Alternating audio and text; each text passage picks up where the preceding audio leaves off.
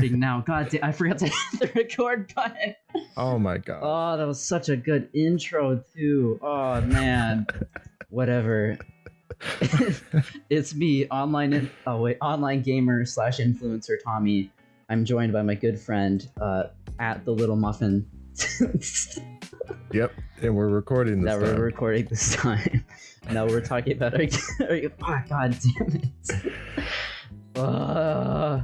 Okay, this is the best part. This is the best part. Okay. It's always the intros. It's always interesting. No, we're talking about our game of the decades. We've been wanting to collab on something for a little bit now. And we're just talking about our favorite game of the years. Yeah, I'm joined by Muffen, online influencer. Exactly. Yep, online influencer, of course. Video game player. Video game player. And me, myself, Tommy, content creator, also online influencer. Tony also Hawk. video game player. Tony Hawk in the hands. No, okay, let's just do this. Can pull off the best kick flips. Check it out. I'll edit like a little kick flip.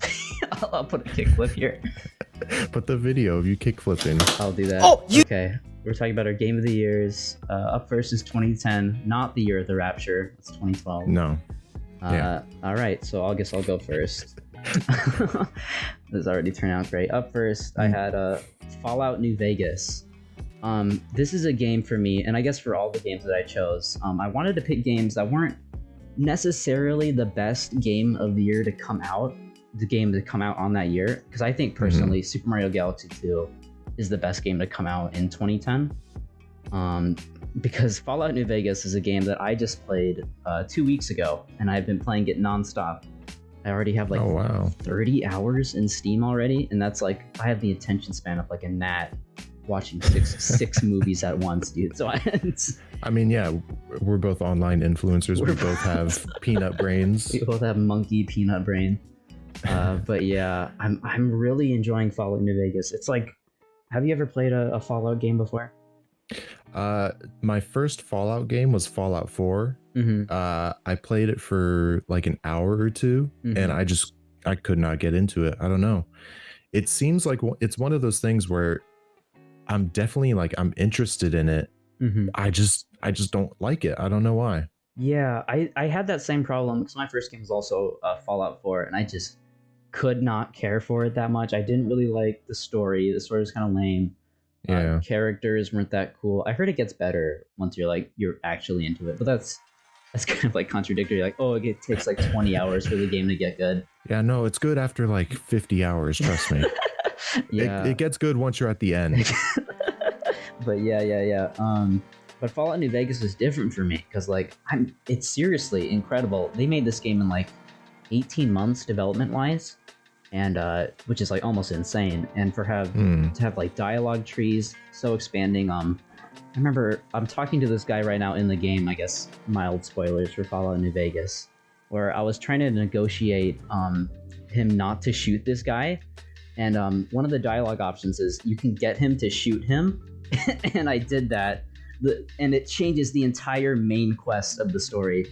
Like, okay, you shot this guy, well, now this is going to change the entire story going forward, and not a lot of games do that. It was amazing. Yeah, a lot of games pretend to do that. Yeah, but yeah, I can't think of like I guess Cyberpunk is probably a new one that like has the illusion the illusion of choice. Illusion of stupid meme. No, yeah, did Fallout 4 have that like level of like the player's journey? Yeah, it was just kind of like linear. With even with like Fallout 3 too, what I've been reading up on it is like you can kill like the main dude, and then your map marker is gone. It's like, oh, well, you killed the main dude. Good luck finishing the game without a wiki. But which is cool that it lets you do that. Yeah. But just soft lock yourself. Soft lock %. No. And but it's so cool that Fallout New Vegas lets you do that. I'm really enjoying it, and that's why it's my game of the year for 2010. Yeah, I feel like I don't have much to say about Fallout because I haven't played any of them except for 4. Maybe I would like New Vegas if I played it. I hear from a lot of people who are fans of the series that Fallout 4 isn't the best one. Yeah. So maybe I would like the series more if I tried like New Vegas, because I hear that's like the best one. Yeah, supposedly. yeah, that's what people are saying. Yeah, New Vegas is the best one, and like 2, but 2 is like a very old game. Yeah, isn't like the first Fallout like a top-down game or something like that? Yeah, I think it's like a top-down, like isometric perspective, and it's like you have to use your imagination a lot. I don't remember when it came out, but it's really cool. Yeah. Well, my game of the year for 2010 was the game you mentioned that should have been that you said would have been your pick, Super Mario Galaxy 2. Yes. I didn't. So here's like, I don't know if this is a controversial opinion, but I don't really like the first Mario Galaxy. Oh my gosh, blasphemy. Blasphemy. But I don't even really know why. Like, it's just sort of, as a kid, I remember I liked 64, I liked Sunshine, as much as one can, and and just when I played Galaxy, it just didn't hit the same. Yeah. But then I played Galaxy 2 and I was like, oh, this is good now. Maybe it was Yoshi. I don't know. Maybe it was Yoshi. Yoshi is in the game of Super Mario Galaxy 2, and he was not in Super Mario Galaxy 1. So what honestly, are you gonna do? Yoshi was in 64. He was in Sunshine. Maybe it's Yoshi. That's why they should have had it in the 3D All Stars collection. There's no Yoshi. Exactly. Don't 3D All Stars. That dies in like 2 days. You can't buy that anymore. Yeah, we can talk about that later, but I'm very upset about that because you and I both have the disease. We're both Nintendo fans, unfortunately. Side effects may terrible virginity, but no. Side effects include being broke 24/7. Being broke 24/7, and your favorite game being whisked away from you. Mario Executed. No. Executed. I think my favorite thing about Galaxy 2 is it double downs on the linearity of Galaxy tried to formulate. Because Galaxy, I think I agree with you. I do like Galaxy 2 more than Galaxy 1. Because Galaxy 1 feels like it's trying to be both the 3D collectathon sort of style of 64 and Sunshine, but Galaxy 2 feels more, you have like the comet coins. Yeah. It's like, it just feels more coherent, and I do like Galaxy 1's aesthetic though, I think more. Like the Rosalina, the Comet Observatory. Yeah, that's the one thing I'm not really a fan of in Galaxy 2 is that, I mean, that you don't see Rosalina at all until like the end, which I guess makes sense in like the game's story because it's like spoilers for Galaxy 1 and 2. But it's like it's like Mario dies. Universe. Oh yeah, you're right. Mario does die. The universe like resets and something happens with Rosalina, so it makes sense. But it's just I did like the atmosphere and like the charm of the first game. I kind of wish was there in the second one, because the second game does feel a lot more like video gamey, like, oh, this is a video game, you go from level to level. That's sort of like, what was even the point in Galaxy 2? Like, what was Bowser up to? I think it was like a retelling of 1 where it's like he got big again and he's trying to use the Galaxy generator or whatever. I don't even think it had a story. It was just, it's more Mario Galaxy. Yeah. I mean, fair enough. Fair enough. So yeah, Galaxy 2 also had a special thing. I think it was like, it's one of those Wii games where it's like, I was like 10. No, when did the Wii come out? 7, right? 2007? I think so, yeah. 7 or 8. Okay, I was like 7 or 8 when the Wii came out. And I don't remember anything really besides like Wii Sports and Super Smash Bros. Brawl. Yeah. But Galaxy 2 is one of those games I have like vivid memories of playing. It's one of the first games I have like vivid memories of playing. And it holds a special place there. Yeah, and I guess in 2010, like Nintendo didn't really do much. Like you had Super Mario Galaxy 2, but you also had Kirby, like Kirby's Epic Yarn, is it called? The Yarn Kirby game. Epic Yarn. And that's really it. And I was like a hardcore Nintendo kid, so I didn't really play any of the other games that came out in that year. So yeah, honestly, even if I didn't like Galaxy 2, it's like one of the only games I played in that year, so I guess it would kind of have to be my choice. Uh-huh. But fortunately, I do like the game. I do actually like the game I'm talking about. That's good. Did you play 3D All Stars? Do you have that? I do have it. I didn't play 64 because I can just do that on my computer and it runs way better. Yeah. I played a little bit of Sunshine just to see like how they handled the widescreen and upscaling. I think I beat Galaxy in 3D really? All-Stars. That's I played all the way through it because the button controls were nice and all that. And even with the like gyro of the Joy-Cons, it still works pretty well. Yeah. So that was fun. It was, again, I wish Galaxy 2 was in there. I don't. Yeah, if you're gonna take it away from us, Nintendo, at least just throw in Galaxy 2. Just throw it in there. Why did they not? It doesn't make sense to me. I don't know. Yeah, it's Nintendo. What are you because like the original All Stars had 4 games, so it would make sense that this new 3D one would also have 4 3D games. I don't know. Yeah, I mentioned that only because Galaxy 1 was the only game I didn't really play that much. Because for some weird reason, it's like I beat 64. I got all 120. Sunshine existed and I played it. And then, we'll leave it at that. That's the extent of Sunshine. I could talk about Sunshine later, but Galaxy 1, I do miss like waggle Wii remote controls in that game, and I know that's the unpopular opinion. Nobody likes motion controls, but I miss it. It's like a part of the experience. Yeah, I don't think it's as bad as everyone makes it out to be, but it is just kind of pointless when like it could just be a button. It could, yeah. It works with the game, but with the Wii's like limited control scheme, I guess it makes sense. But I mean, what can you do? That's just the way it's designed and the way the Wii was designed for some reason. Yeah. So any other honorable mentions for 2010?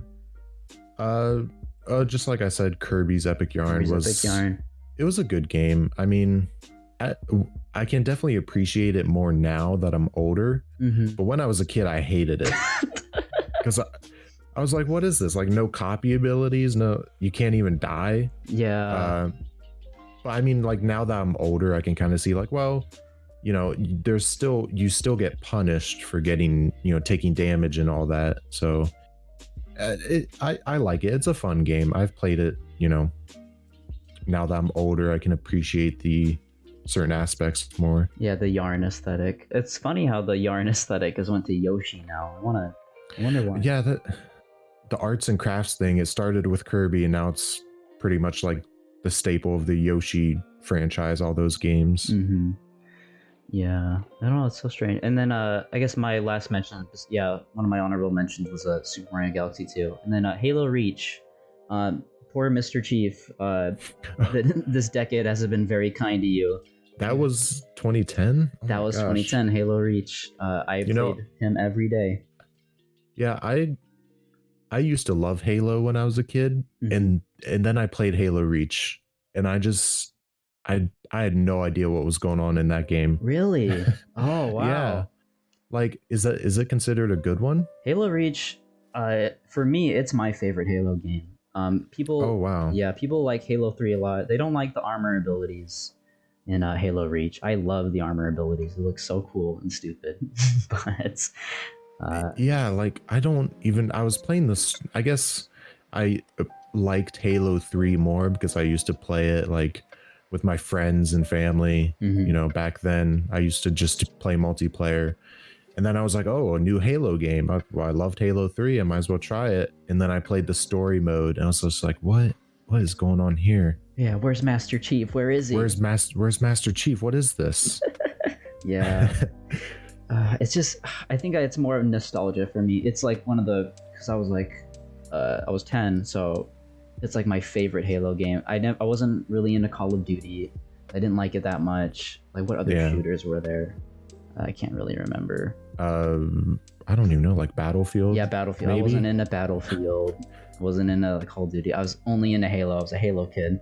And could you imagine like a 5'2" little kid in a Master Chief suit when I was 10? It's the funniest thing. For Halloween, I went as him once. That's bringing. I don't think I've ever went as Master Chief for Halloween, but for some reason that brings back memories. I don't even know why. Because I was also like, I think we're the same age. I was like 10. Yeah. In 2010. So. It's just but Halo Reach, honorable mention. This decade wasn't very nice to you because after Halo Reach, you had Halo 4 and 5, which weren't good. Oh yeah, I didn't play those. Yeah, Halo Infinite was supposed to come out, but I'm glad they actually delayed it. But yeah, it's looking pretty good now. It looks pretty good. So poor Mr. Chief, I'm sorry you didn't make the cut. At least he's in Fortnite though.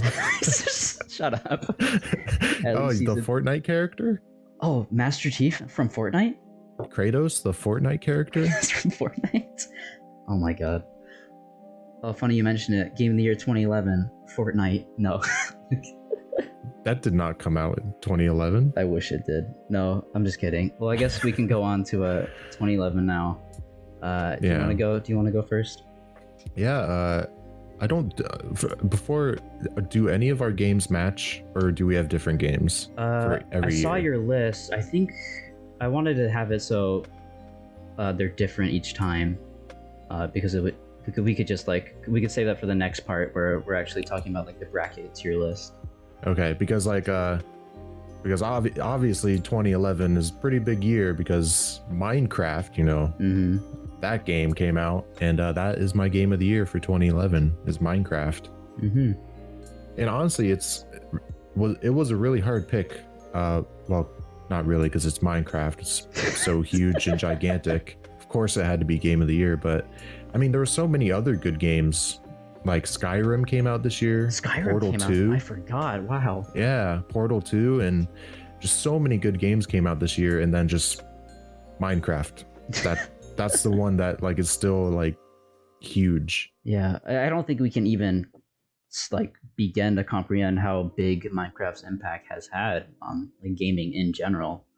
I know it was kind of like the first viral game, really. You're right. Yeah. It took YouTube by storm. So many people based their whole online presence around Minecraft. It's huge, and it's crazy. Think we have generations of Minecraft YouTubers, which is wild. Thinking about it now, that's an insane. We think about a Minecraft YouTuber. All right, the game came out, then 10 years later, there's another generation, and I don't want to get into Minecraft YouTubers and whatever, but it's still crazy to think about. It is, despite what you think about Minecraft YouTubers, it is crazy that there are so many and so much has changed. Just not even in just playing the game, but just making content around the game. It's totally different now than it was back then. Yeah. When Minecraft, I was all into mod showcases. You can do this. Oh yeah. Game. Herobrine real? I thought Herobrine was real. I did too. I wanted him to be real. Why did you want him to be real? I don't know. It's not a good story. It's kind of a cliche story, but it is when you're 11, it's an interesting story. Yeah. That you it gives you something to believe in. That's true. But yeah, mod showcases that, those aren't around anymore. People still make mods, but I mean, do you really see Minecraft mod showcase 2012 popping up and trending? Same with Minecraft parodies too. Those are really popping off back then. Yeah, we got everything. Not anymore. Do they do Fortnite parody? Because Fortnite's the big thing now. They do. Have you not heard Chug Jug? Oh god, how could you forget? How long did we go without referencing Chug Jug with you? That's one. 20 minutes. But Minecraft. Everybody's played it. There's not much to say besides what an impact it has had. Do you have any personal stories with Minecraft that you just want to share? Or? I mean, the funniest thing is I grew up in a family obviously that wasn't always not the most beneficial. I didn't really get the opportunity to play that many games when I was a kid. So when I came up to my mom and was like, "Oh, can you please buy this game for me? It's a computer game, please." And she said, "Oh, you're not even gonna play it," And then fast fast forward like almost 10 years, I'm still playing it. Still playing it. Same account, still playing. Yeah. And even then, because technically 2011 is like when Minecraft released, but even before that, there was still like Minecraft beta and alpha. I don't even remember the first version I started playing on. It was in alpha, like beds weren't even a thing, maps weren't a thing, like all these things that were added. Back then it was just like, oh, you find diamonds and then I can't help you like right build now, a castle sorry. or something. That's it. That's the game. I know, yeah. Yeah, it's just Minecraft is like, do you still play like single player mode most of the time, or are you more multiplayer? I like hop around, like sometimes like multiplayer, like there'll be a brand new server or something with my friends. I'll be like, oh yeah, I'll join and I'll play a little bit, but really it's just like the single player is still so good because there's just so much you can do and learn. Like I love like tinkering around with redstone and like learning all the different things you can do with it. It's like a nice calming game. It's like the most calming game I've ever played. Like if I'm in a bad mood, I just sit down and play Minecraft. You know, what's the big deal? Calm down. Let me calm down. Let me hang out with some Steve from Minecraft. Steve from Minecraft. No, and also just like mods too. It's so customizable. Like there are still a ton of good mods out there that you can play that are really fun. Yeah, I gotta get back into Minecraft because my game of the year, I'll go now. My game of the year was Portal 2. I knew you were gonna pick Minecraft because you showed me, and I was like, oh, I probably would have picked Minecraft, but I don't want to walk on the same eggshell, so I'll just say Portal 2. Funnily enough, my first Valve game and the last one, except Half-Life Alyx came out, so I can't make that joke. That would have been such a great joke, but I can't make it now since Half-Life Alyx came out. It's a shame. I know. Good joke. Good joke. Portal 2, what a great puzzle game. I think it's like one of my favorite puzzle games of all time. With a story too. Like not a lot of, if you think about it now, like not a lot of puzzle games have a story as not gripping, but like as interesting as Portal 2. Yeah, honestly, as you were just talking about it, I was thinking like, oh my god, Portal is a puzzle game. Yeah, because when I think of Portal, I think of the lore, of like the narrative. I'm like, oh my god, yeah, it is just like a test chamber puzzle game. Yeah, such an amazing like aesthetic for a game too. Like you're a test chamber, you got crazy robots going on, you're a silent protagonist, and also it's in the Half-Life universe. Exactly. It's just there and almost disconnected, but it's the lore of the game too. It's like, I'd say is almost as interesting as the puzzles itself. It's just an incredible, well-made experience that Valve just ended on for like 10 years. Yeah, for some reason. For some reason. Yeah, you mentioned it, like Half-Life, it takes place in the Half-Life universe, but it's almost like disconnected in a way. Like you only ever hear about like Black Mesa and all this other stuff like in Easter eggs or in like out of bounds, you know, paintings on the wall or like PowerPoints. The Rat Man. Is his name the Rat? It's not the Rat Man. It is the Rat Man. Is it? Well, I think he has an actual name, but I think he calls himself the Rat Man. I don't know. It's been such a long time since I've watched like Portal 2 lore videos. But I think his name is the Rat Man. I think it is. I'll look it up later. But yeah, Portal 2, I guess not as monumental as Minecraft, but still an amazing experience that kind of defined 2011 for me. Oh yeah, it's such a good game. I mean, Valve in general was just such a powerhouse. You're right. Powerhouse. Yeah, they made such great games, and Left 4 Dead 2. Half-Life, and then TF2, nothing. Yeah, for 10 years. And we'll talk more about it later for reasons, but you know, Valve they just stopped. I mean, I understand they had Steam and it was super successful, and they're still kind of just focused on keeping Steam up and running and all that. So I do understand. And I guess they have other games like Dota 2 that they kind of Or do they do Dota 2, or did they pass that off to a third company? Because I don't know what they did with Dota. I know they passed Counter-Strike off to a like different company. So the reason that game still gets as much support as it does is because I can't talk right now. It's not Valve that's directly developing that content. Yeah. Yeah, it's very... Would be nice if they did that to TF2 would be nice, but who's to say? Oh, you don't like cheat bots joining your server every time you just want to play a little match? You don't like that? No. Please, Valve. Please, Valve. Please. Yeah. So I guess that's all I really had to say for Portal 2. Just a very well-made experience and yeah, very fun. Yeah, if it wasn't for Minecraft, then I'd have it there too. But yeah, Portal 2, maybe Skyrim, because I did make a. I didn't play Skyrim. I don't know. Oh, you didn't? I know Todd Howard's. Oh shit, he's right here. Oh no. Oh. He has what? Skyrim Definitive Edition for the Nintendo Switch. Oh no. Oh my god. God rest your soul. I'm so sorry for what's about to happen to you. But I'll deal with Todd later. But yeah. Yeah, Skyrim is like, I don't even know if it made. I mean, obviously it's such a huge game that they, push every single year on every new console.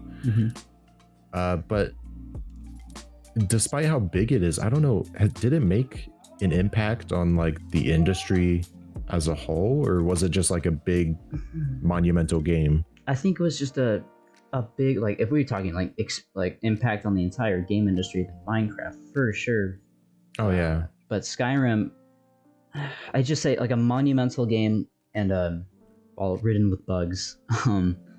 Yeah. Just a very good game that came out that year and then has been pushed ever since to the point where it's like, okay, you get it. It's Skyrim. Yeah. Just like Minecraft, Skyrim has a huge like modding community, which is nice. That is true. Yeah. I always like when games have like their own small like community where they just for mods. Mod the game. They keep it alive. All right. So any other things to say for 2011? Not really. Yeah. Honestly, I didn't really have many games because I was also 11 and I couldn't remember any other games that came out. But I guess we'll go to 2012 then, and I'll start. Yeah. So 2012, I said The Walking Dead, a Telltale series. Now, before you shoot me for not saying Animal Crossing New Leaf, I want to say Go on. Walking Dead was the first game to make me cry. Now, to be fair, I was an impressionable 12-year-old, and also it's very easy to make me cry. However, this really made me fond of the point-and-click genre. And we don't really get games like that very often. As well as the voice acting. Also, this is like The Walking Dead when it was at its very peak hype levels. Like everybody loved the show. Oh yeah. The comic. It was like, yeah, during that peak hype era. But yeah, I still think about the characters for some time, like Clementine, Lee. What like beautifully written characters. And yeah. I guess I won't spoil it since the whole game is just plot. But that ending is incredibly touching. See, yeah, you don't have to explain yourself because it's also the first game that made me cry, real gamer tears. Oh, real gamer tears. Yeah, that tastes ending like Mountain Dew. Yeah. Yeah, it's disgusting. Baja Blast. No, sorry. Go ahead. But yeah, I mean, because 2012, I was like 12 years old. I mean, that ending was just so emotional. And again, it's a game that like defined like YouTube Let's Play, like the Let's Play genre, because everyone was making a Let's Play of that game. So I never played the game. I just watched it through other people. Oh. And yeah, that's kind of what happens with a lot of these story-driven point and clicks. Is I don't usually ever like play them myself. I watch someone else play them, and it still feels like I experienced it. Like it feels like I played that game, even though I'd never have bought it or even touched it. Yeah. So I don't know if that's a good thing or a bad thing. It's a great thing. It's like it did amazing for marketing. Like I probably wouldn't even picked up this game if I never watched a YouTuber play it. Oh yeah. Same with another game that we're probably going to be talking about in like 2015. But yeah, that game, this game, it made me want to pick it up more so in the fact like, well, this YouTuber picked this option, but what would happen if they picked this other option? And that sort of curiosity, like, oh, I want to know what would happen if I picked that option. And 99% of the time, it just goes back to the same dialogue tree. Yeah. But yeah, it's just a great, well-made game from a developer that is extinct now. And for reasons, because I won't get into it, but like, just a good, well-made game. And I think didn't they make? I didn't play any of the sequels, which I think is a good thing because I heard they get like really dumb. Oh yeah, the sequels are not the best thing really I've ever seen. Yeah, have you like experienced the sequels at all? I think I watched like the season 2 one, and like that's it because I didn't really care anymore. Yeah, I mean, some of the later ones, like before the company, what happened to them, they did start to like come back around because I don't want to like spoil. I don't want to spoil it, but like yeah. They start to focus on different characters rather than trying to like instead of trying to reminisce like they did in season 2. They kind of moved on to new stories, which was a little better. Yeah. Still not the best. Like, I really just think they had like a formula that they went by, and just as the years went on, more and more people just kind of saw right through it and got sick of it.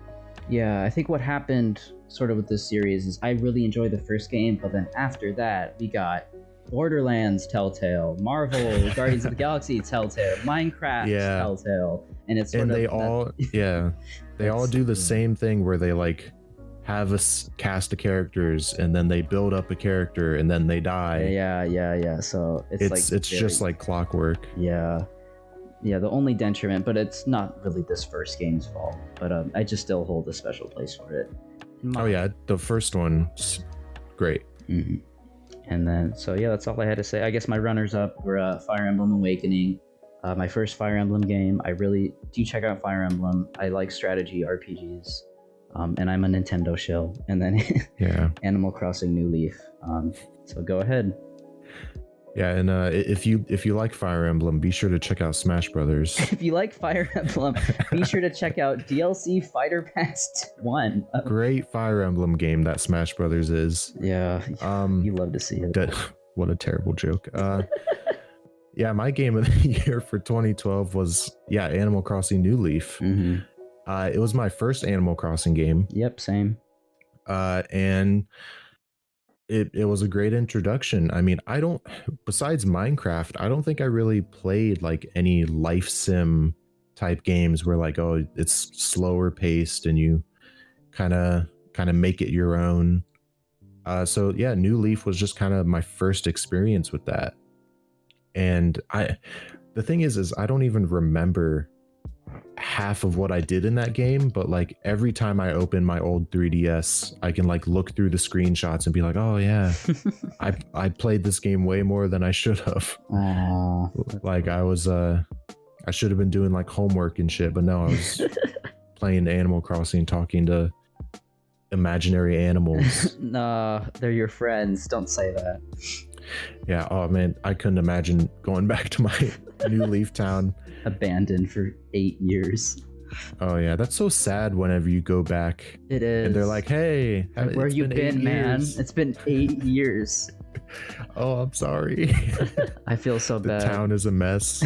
There's weeds everywhere. Oh my god. Yeah, but this Animal Crossing was also my first Animal Crossing, or New Leaf was my first Animal Crossing game. I got into it through Chugga Conroy. He did a Let's Play of it. And before then, if you told me Animal Crossing what it was about, I would have like not cared at all. Yeah. I would have been like, oh, that's for babies. I don't care about that. But I watched Chugga Conroy. I was like, wait, this looks really fun actually. And then I got it, and it was fun, and I played it for like 300 hours, and yeah, it was amazing. It was definitely one of those games that I didn't know that I wanted. Like, I think I got it for Christmas. And I was like, oh, what's this? Like, what what's Animal Crossing? Mm-hmm. And I started playing it. And I was like, oh wow, this is great. This is awesome. My 12-year-old brain is loving this. And so I just kept playing. But yeah, that's the thing. It was so long ago. It was 8 years ago, or 9 years ago now, that I just don't really remember all that much. Because with Minecraft and stuff like that, like that's a game I played throughout all my life. But New Leaf, at a certain point, I kind of dropped off of it and just don't really remember anything about it now. But I do remember enjoying my time with it. Yeah, that's that kind of I can say. Yeah, the beauty of Minecraft. It's like sort of like a forever game. In New Leaf, you do eventually hit that point where it's like, well, I'm doing the same thing over and over again. Yeah. But yeah. And you know, to fast forward to the new one, like New Horizons, I know a lot of people don't like the like update format that they're doing right now, where like a lot of the content was saved for like updates. For New Leaf, it's an update, but you go ahead. Yeah, but honestly, it's controversial, but I do like this form more because, I mean, I think I'm probably going to be playing New Horizons way more, or for longer than I played New Leaf. Because I mean, it's just like almost every other month you have some new content. Be like, oh, I guess I'll boot up New Horizons. And yeah, it's definitely two different ways to approach an Animal Crossing game, and I guess it's subjective which you prefer. But because yeah, New Leaf, I played more of it because I was a kid and I didn't have any responsibilities. But you know, at a certain point I sort of hit a brick wall where I was like, well, what do I do now? I've done everything. But with New Horizons, it's like, oh well, yeah, I've done everything. Like I have all the gold tools.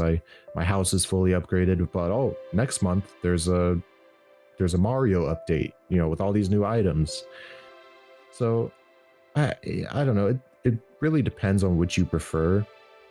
But I think I would have preferred like New Horizons when I was a kid, like getting constant updates to kind of keep you to come back in some way.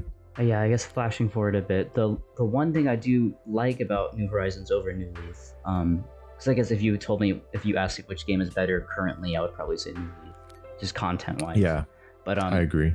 The cool thing about New Horizons, you're just given nothing. You're given like an island, and there's dirt everywhere. There's trees. Everything is garbage. Yeah. And you got to rebuild, or you have to like build everything basically from scratch, which is just super cool. Yeah. Yeah. But anything else? Oh, so go ahead. I honestly don't know which I would say is better, New Leaf or New Horizons. I don't even know. That's an answer I have no answer for. That's a question I have no answer for. Yeah. I think, if you just gave it to me like just right now without like as it is, because obviously there's more in store for New Horizons, I'd probably say New Leaf. It just feels like a more complete experience. That's true. But yeah. So any other runner-ups for 2012? Not really. Yeah. I cannot think of any.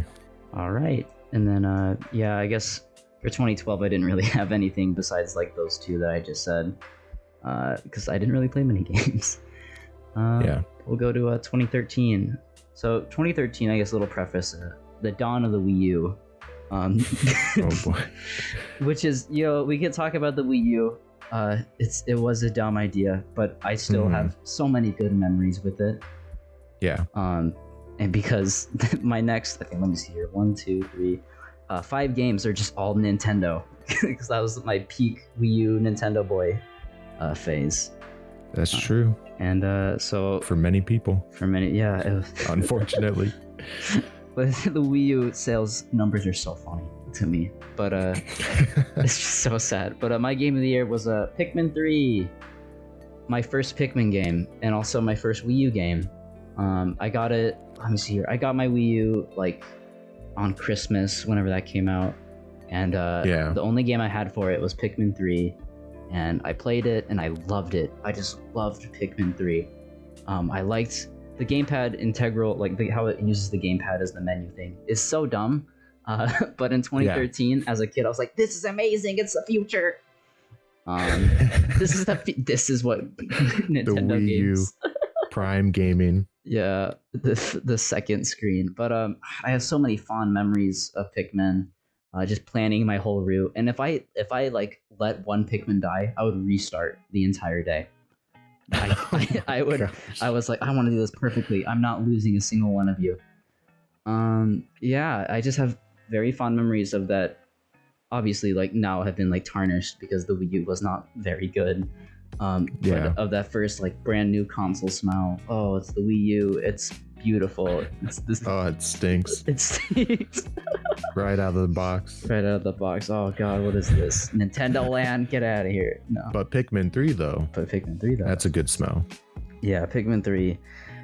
Yeah, what else? I like the juice mechanic. It's also the only Pikmin game I have played, so I do have a bias. I need to play Pikmin 2 and 1 at some point. But yeah, Pikmin 3, Game of the Year. And then my runner-up was Zelda A Link Between Worlds. The first Zelda game I ever beat is this one, because it was very accessible. And I think when people say Breath of the Wild's influences were like Skyward Sword or something, I don't really see that. I see this as the game that influenced Breath of the Wild the most. Like you can choose what dungeon you go into. You have like items. You can basically get any item at any point of the game. Yeah, that's super interesting. Yeah. Like, I wish. Well, I guess now with Breath of the Wild they kind of are, but I wish they really played with the Zelda formula more. Like, because I mean that's definitely the issue that they ran in with. Like, people just thought Skyward Sword, like, yeah, it's a good Zelda game, but like it's boring. Like it's not interesting in any way. Like, yeah, it has a good dungeon design, has a relatively good story, but it's just more of the same. And I think A Link Between Worlds was kind of like a breath of fresh air, because it's like, yeah, you could all the items are right there, accessible to you. Yeah, you just have to buy them, of course, but yeah, I think it was a really good Zelda game. I don't like that it reused the map. Yeah, the Link to the Past. That's the only probably gripe I had. I don't know why they did that. Like, it's a different, because it's like a different game with a different story. It just uses the Link to the Past. I'm assuming for nostalgia reasons, but just probably even then, it's like it doesn't. Besides the map, it's like the only thing that it shares, from what I remember. Maybe there's like a few NPCs. I think actually, now that I think about it, some of the bosses they play differently, but they're like designed the same as they are. Because I know like because the one I'm thinking of, this one dungeon in like the Dark World where it's almost like a 1-to-1 recreation, where it's like you have to save this character, like this NPC, and then it turns out that they're like a ghost or something. I think it's like the same in both games, which is weird. Yeah.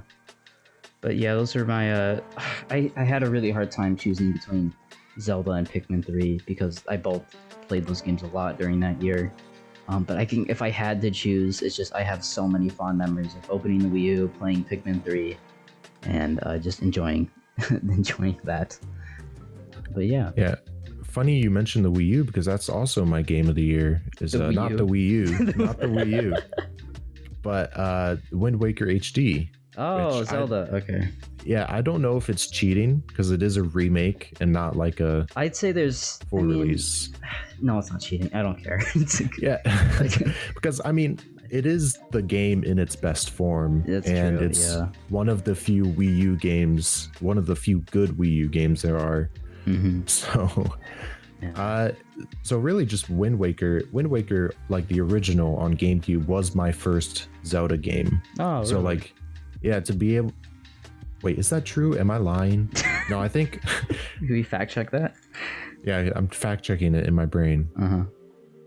Yeah, Wind Waker was the first Zelda, because I was thinking, was it Wind Waker or Ocarina of Time?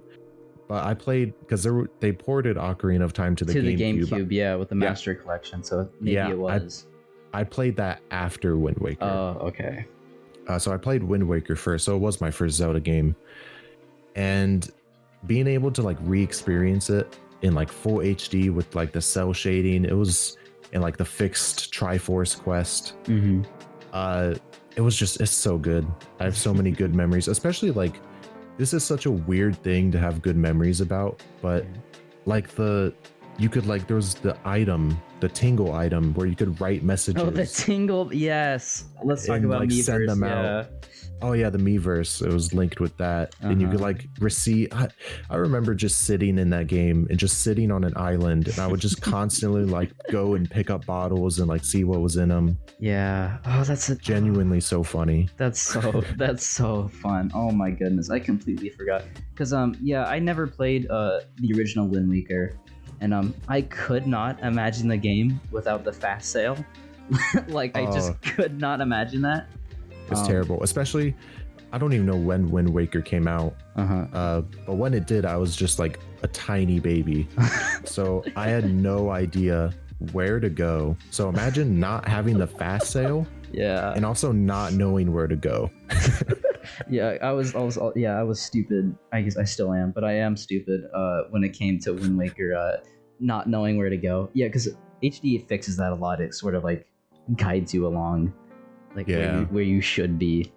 And yeah, without the fast sale and without, there's one more thing that it adds I just cannot remember for the life of me. It was like a good quality of, the Triforce Quest. I couldn't. Yeah, I read like how bad it used to be. I was like, oh my god. Oh yeah, it was terrible. I mean, I liked it as a kid because I didn't know that it was bad.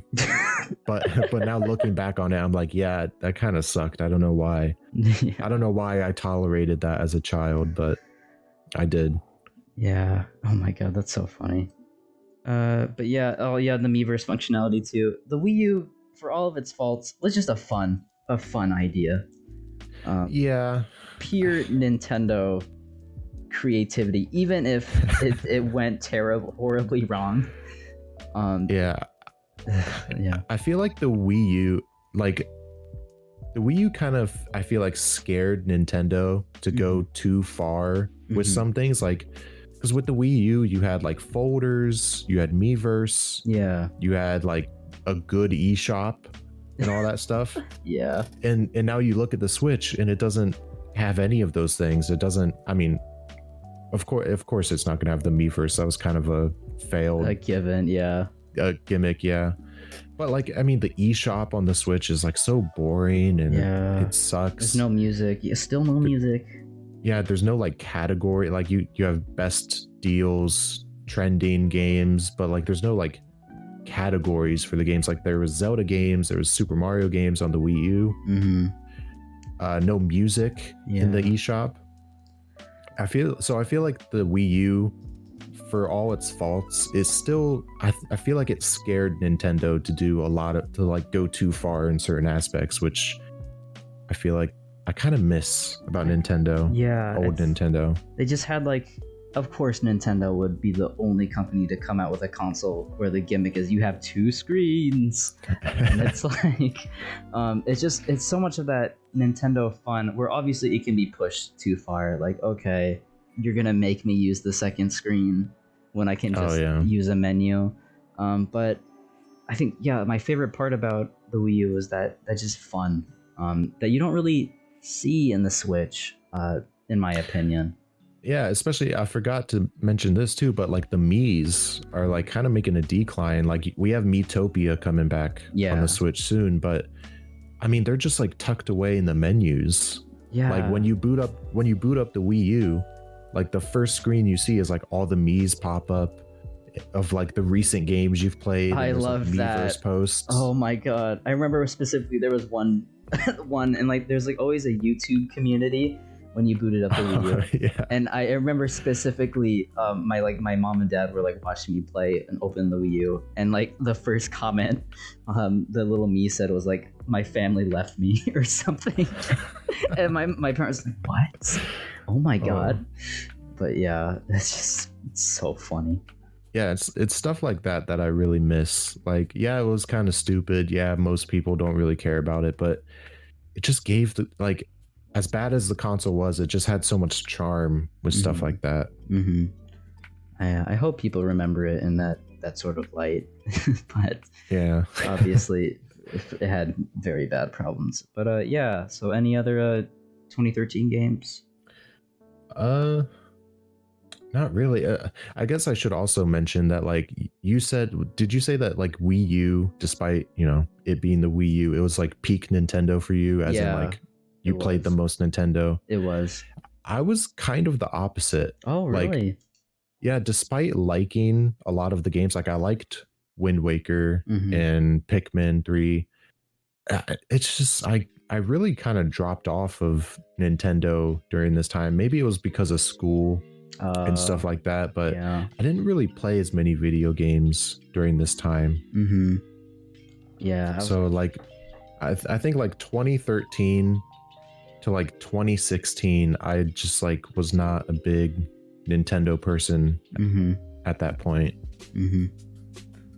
Yeah, I was like, yeah, it's so funny you say that. Yeah, because I was like, this is like my peak Nintendo. Like, I didn't own a GameCube. When I had the Wii, by the time I had it, I was like a baby, and I don't really remember much of it. But the Wii U was, I was like, I have the most fond memories with the Wii U. So I think it'll be fun to see that sort of dichotomy between us when we go forward. Yeah. But yeah. So, yep. So let's go to 2014 then. I'll go start. Or did I start last time? Or do you want to go? I think you started last time. I started, so, okay. Yeah. So my 2014 game is bouncing off of what I just said. I didn't play Nintendo games. Is The Binding of Isaac. Whoa, Rebirth. Really? Yeah. I originally I did have it as like Donkey Kong Tropical Freeze, which is still a good game. But I did change it because, in my opinion, I mean, The Binding of Isaac was just like, it's the pinnacle of roguelike games, in my opinion. And it's the first roguelike I ever played. Yeah, I mean, it's a remake of like a Flash game. And the Flash game was fun. And like, I did play the original, but you know, it was a Flash game, obviously. It was like, it was a little rough around the edges. So, but yeah, I mean, the remake, it added new content.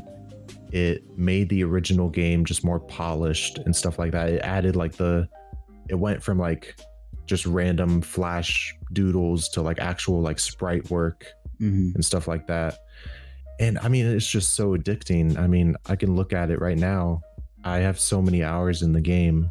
Oh my goodness. If I can find it in Steam. Yeah, while you're finding it, yeah, sorry, not Spelunky. But The Binding of Isaac, yeah, for your first roguelike, that's so cool. I remember watching because I never played The Binding of Isaac, but I remember watching videos, I think of like Vinesauce probably playing it. I thought the game was like so interesting and like new, because I was like that peak Nintendo phase, so obviously I had like no experience with like, oh my god, this child is crying and that's his attack. Yeah, it's definitely a gross game. Yeah. I do acknowledge that, but I have 300 hours in it on Steam. Oh my god. Possibly, it did come out on the Wii U, so I possibly have more hours. Oh, you bought it on the Wii U? Oh, I forgot it even came out on that. Wow. Yeah, and it's just such a good roguelike game. I honestly, I have nothing more to say than it's just a good, well-designed game. Well-designed game, yeah. Yeah, I think my first roguelike was probably Spelunky. And I'll talk about that more, but yeah, I wish I played The Binding of Isaac when it came out, and I still need to. Just a very well made roguelike from, I think, Edmund McMillan, Super Meat Boy. Yeah, I love his games. Yeah, he made the original, but I believe it's, what's it called, Niantic? Oh. No, they made Pokemon Go. Oh, it's Niantic's Pokemon. It's some company that starts with an N. Nicholas? I think they published Cave Story. Oh yeah, Nicholas. Yeah, that's it. Yeah. But they were in charge of like the remake and are still in charge of like. I think the game's getting an expansion sometime this year. Another expansion. Wow, that's so cool. Yeah, it's called like Revelations or something like that. Gee, that's awesome. Yeah, I gotta play that. But so any other runner-ups then? I heard Donkey Kong Country. Yeah, Donkey Kong Tropical Freeze. I mean, it's probably one of the best 2D platformers ever made. At least one of them. Mario Kart 8 was, I mean, I don't know what your game of the year was, but if it was any of these, but Mario Kart 8 was just probably the best Mario Kart game in terms of like longevity. Like I still sometimes boot it up and play it on the Switch. Yeah. Just really, honestly, yeah. Despite I've kind of fell off Nintendo, they had some really good games this year. Yeah. So yeah, I'm glad you brought up Mario Kart 8 because that was my game of the year for 2014. I also mentioned Donkey Kong Country Tropical Freeze and Shovel Knight. I feel like Shovel Knight. I just want a little quick mention of Shovel Knight. I think one of the first indie games I played. What a well-made game, and yeah, he's everywhere now. And I think that's just funny. He's in Smash Brothers, which is that's true. I love that. Kind of crazy to think about that this little indie dude made it all the way into Smash Brothers. Yeah, he has his own amiibo, and it's like one of the best made amiibo. Is it really? Out there. Oh, what? I mean, I have it sitting on my desk. It's just such like of course it's cartoony and all that, but it's just such. It's like a dark purple base, and it looks so good. I gotta find that someday, but yeah, it's one of my favorites at least. Little highlight of Shovel Knight, but yep, Mario Kart 8. Yeah, as you said, I still play this game sometimes. Not on the Wii U, obviously, but on the Nintendo Switch. Speaking of that, Nintendo Mario Kart 9, please. It's been a minute. But they don't care. Nah, you're right. They're gonna execute them. No more Mario Kart. Yeah. No more Mario. No more Mario Kart. But yeah, Mario Kart. I'd say it's the best Mario Kart game. People will say Double Dash. I love Double Dash, and it's a very great formula that I wish they had as like a mode again. I think Double Dash would be cool as like a mode rather than the whole game. Yeah, but, that'd be cool. Yeah, Mario. Well made. Sort of leaned into like the competitiveness of Mario Kart more. Like I remember people at my school, these nerds would have Mario Kart tournaments that I didn't join, but I would thought it was fun. But yeah, super cool. What else did they add? That's funny you say that because I actually have played in a Mario Kart 8 tournament at my school. Nerd. I'm just kidding. No, it is a pretty nerdy thing to do. I love that game. I never thought of Mario Kart as a competitive game, and then like I started to notice that like, hey, there's like some tech in Mario Kart 8 that you can actually like, take advantage of. Yeah, I was like, oh, this is actually kind of fun to like get good at, memorize all the tracks. Such a good Mario Kart game. It's so good. Definitely my favorite Mario Kart game, and the best tracks I think in the best tracks in the game, but the worst character roster. So you can't have both. Yeah. But yeah, like you don't like Pink, Gold, Peach, man. Come on. Tanuki Mario. Tanuki Mario and Cat Peach are separate characters. Okay. Can't be costumes, no. Yeah, but it was also 7 Koopalings. 7. Oh yeah. But it was the cool thing about this was also the introduction of a DLC. I think in a Nintendo game. I think one of the first games with DLC. It was a huge deal. It was, yeah. Yeah, watching discussions like, oh, Nintendo's doing DLC. Is it gonna end horribly? There was that. That's so funny. that big Mario. Oh, go ahead. I was just gonna say Mario Kart 8 is the first time Nintendo's ever done DLC. I mean, it makes sense. Yeah. It's just so funny. I mean, and it was a good example. Like, it was like $12 and you get like 8 tracks and 4 new characters. Good deal. It was a good, but I just remember it was so funny. Like, everybody, there was such a negative stigma of DLC, which I think is now with microtransactions, because there's always that sort of difference. Like, oh, what constitutes a microtransaction and what's DLC? But yeah, I just remember that people were like, so scared, but then it turned out great. We had Zelda content, and then Animal Crossing Cup. Super so, cool. Like F-Zero stuff, but no F-Zero but you get the Captain of Falcon Meebo, dude. Yes. I'm so sad that the last time Nintendo has acknowledged F-Zero was in Mario Kart in 2014. You mean the Smash character? Oh, Captain Falcon? You mean the Smash? Oh my god. It hurts so much. Just get it. Big Blue from Smash Brothers? Big Blue from Smash Brothers? Yo. But yeah, Mario Kart 8, Game of the Year 2014. Just a fun couch experience. But yeah. Anything else? Yeah, I guess I already said my runner-ups, but anything else to say on 2014? No, I think we've talked over pretty much everything. Right, cool. Every single game from we talked about every single game from 2014. We did it. We did it, Reddit. There was 4 of them. I guess as a Nintendo fan, yeah, there was only 4. But yeah. Nope. Okay, we'll go to 2015. 2015 was a very good year for games. It was. Yeah. Maybe not for Nintendo, because this is sort of where they like. I remember that whole big deal with like it was either E3 2015 or 2016 where they like, and it was like one of Iwata's last directs, and he had to formally apologize, which is very sad that he had to do that. Oh yeah. Was that 2015? I do remember that. I don't remember what year. I think maybe it was 2016. It was just around this time that he had to apologize that, which is actually a horrible thing to make a person do. By the way. Yeah, I mean, did he? Was he forced to do it, or did he like? I don't know what like. People were just upset that they didn't announce anything. Very like it was like Federation Force they announced, and people were very upset about that. And Iwata was like, "Oh, I'm so sorry, guys," and it was like his last direct before he passed away. And it's, I don't know, my gosh, it just makes me sad. But supposedly Federation Force is actually a pretty good game. Yeah, I've never played it, and I've never watched people play it, so it's like one of those games that I forget comes out until somebody mentions it. I'm like, oh yeah, that. Yeah. But yeah, my game of the year was Splatoon. I love this game more than Splatoon 2, and I know that's like hearsay to say that, but hear me out. So 2015, Nintendo's not really making anything until they come out with this new IP, and it's Splatoon, and they have a global test fire. And I can't imagine like the joy I had watching this new colorful experience from Nintendo. It's a brand new IP. It's so weird too. You got these squid things, and they turn into little squids, and then they shoot ink, and it's wild, and it's insanely fun. And it uses one of the things that use the gamepad in the actually smart way. Just so add the map fun. On the gamepad. Yeah, the map on the which I had a really hard time going back to when I tried playing Splatoon 2. But just a very fun experience, and I want to highlight. I guess my runners up were Undertale, which we're going to talk about, and Super Mario Maker.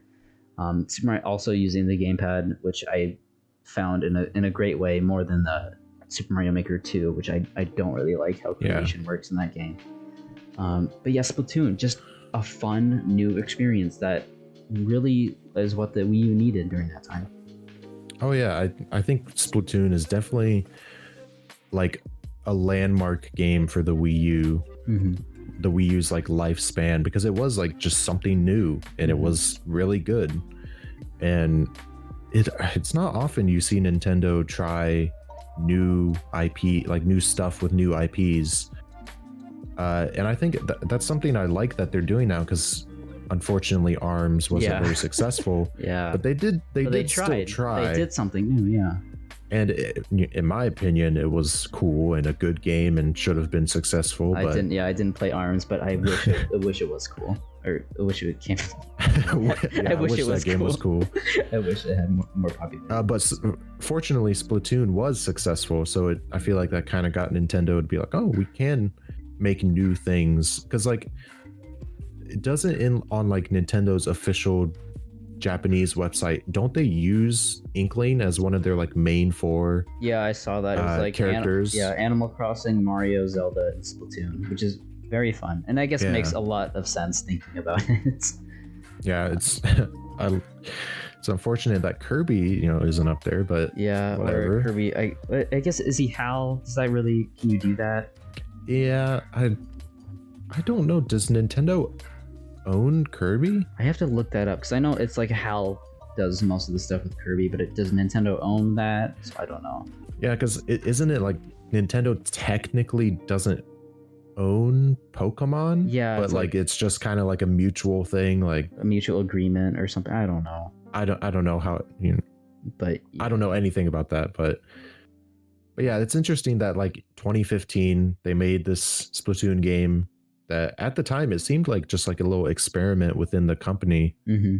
because it surprisingly, Splatoon was developed by the same people that made Mario Kart 8. Oh, really? Wow.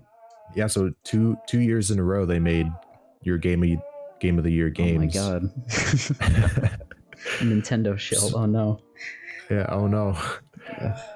But yeah, I mean, it was super cool to see something new from Nintendo in the era of the Wii U. Yeah, it's just like I think this is more like Mario Kart 8 and probably Splatoon are like my quintessential like Wii U experiences where I had the most fun getting home from school, booting up the Wii U, going as fast as I can so my parents don't see the Miiverse menu. But yeah, gotta skip through that. But Splatoon, just a fun experience. In Splatoon 3, so it's it's coming out. It's just a fun, highly successful franchise that happened in this year. I'm so excited for Splatoon 3. I mean, yeah, in only like what? How many years has it been since 2015? I can't do math. Like 6 years. Yeah.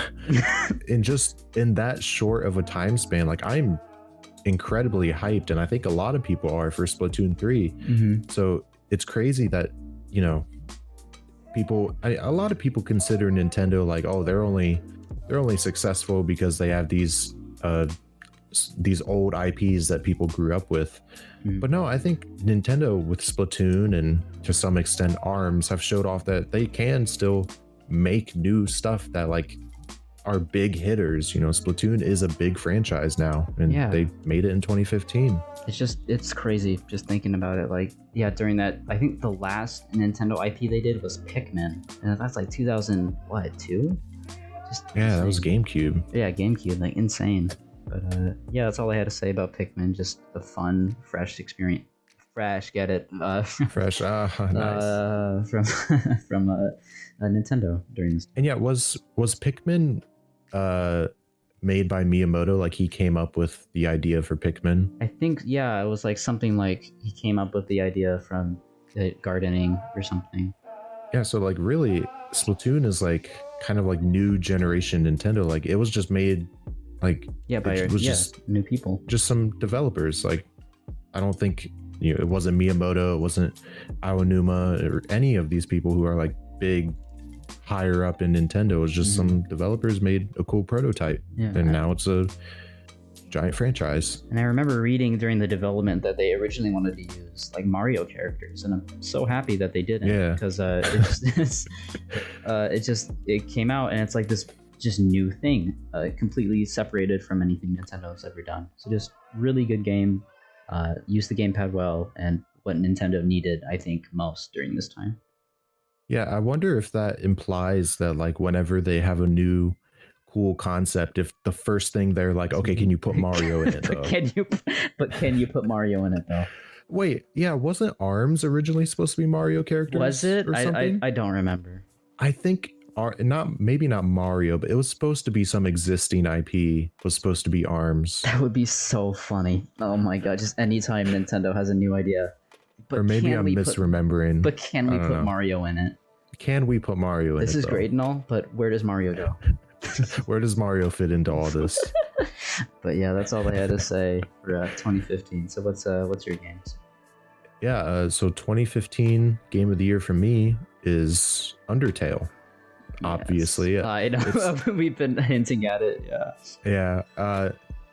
I mean, literally, just like Minecraft. I mean, either one of us was going to choose Undertale. It's such a huge game and just so monumental.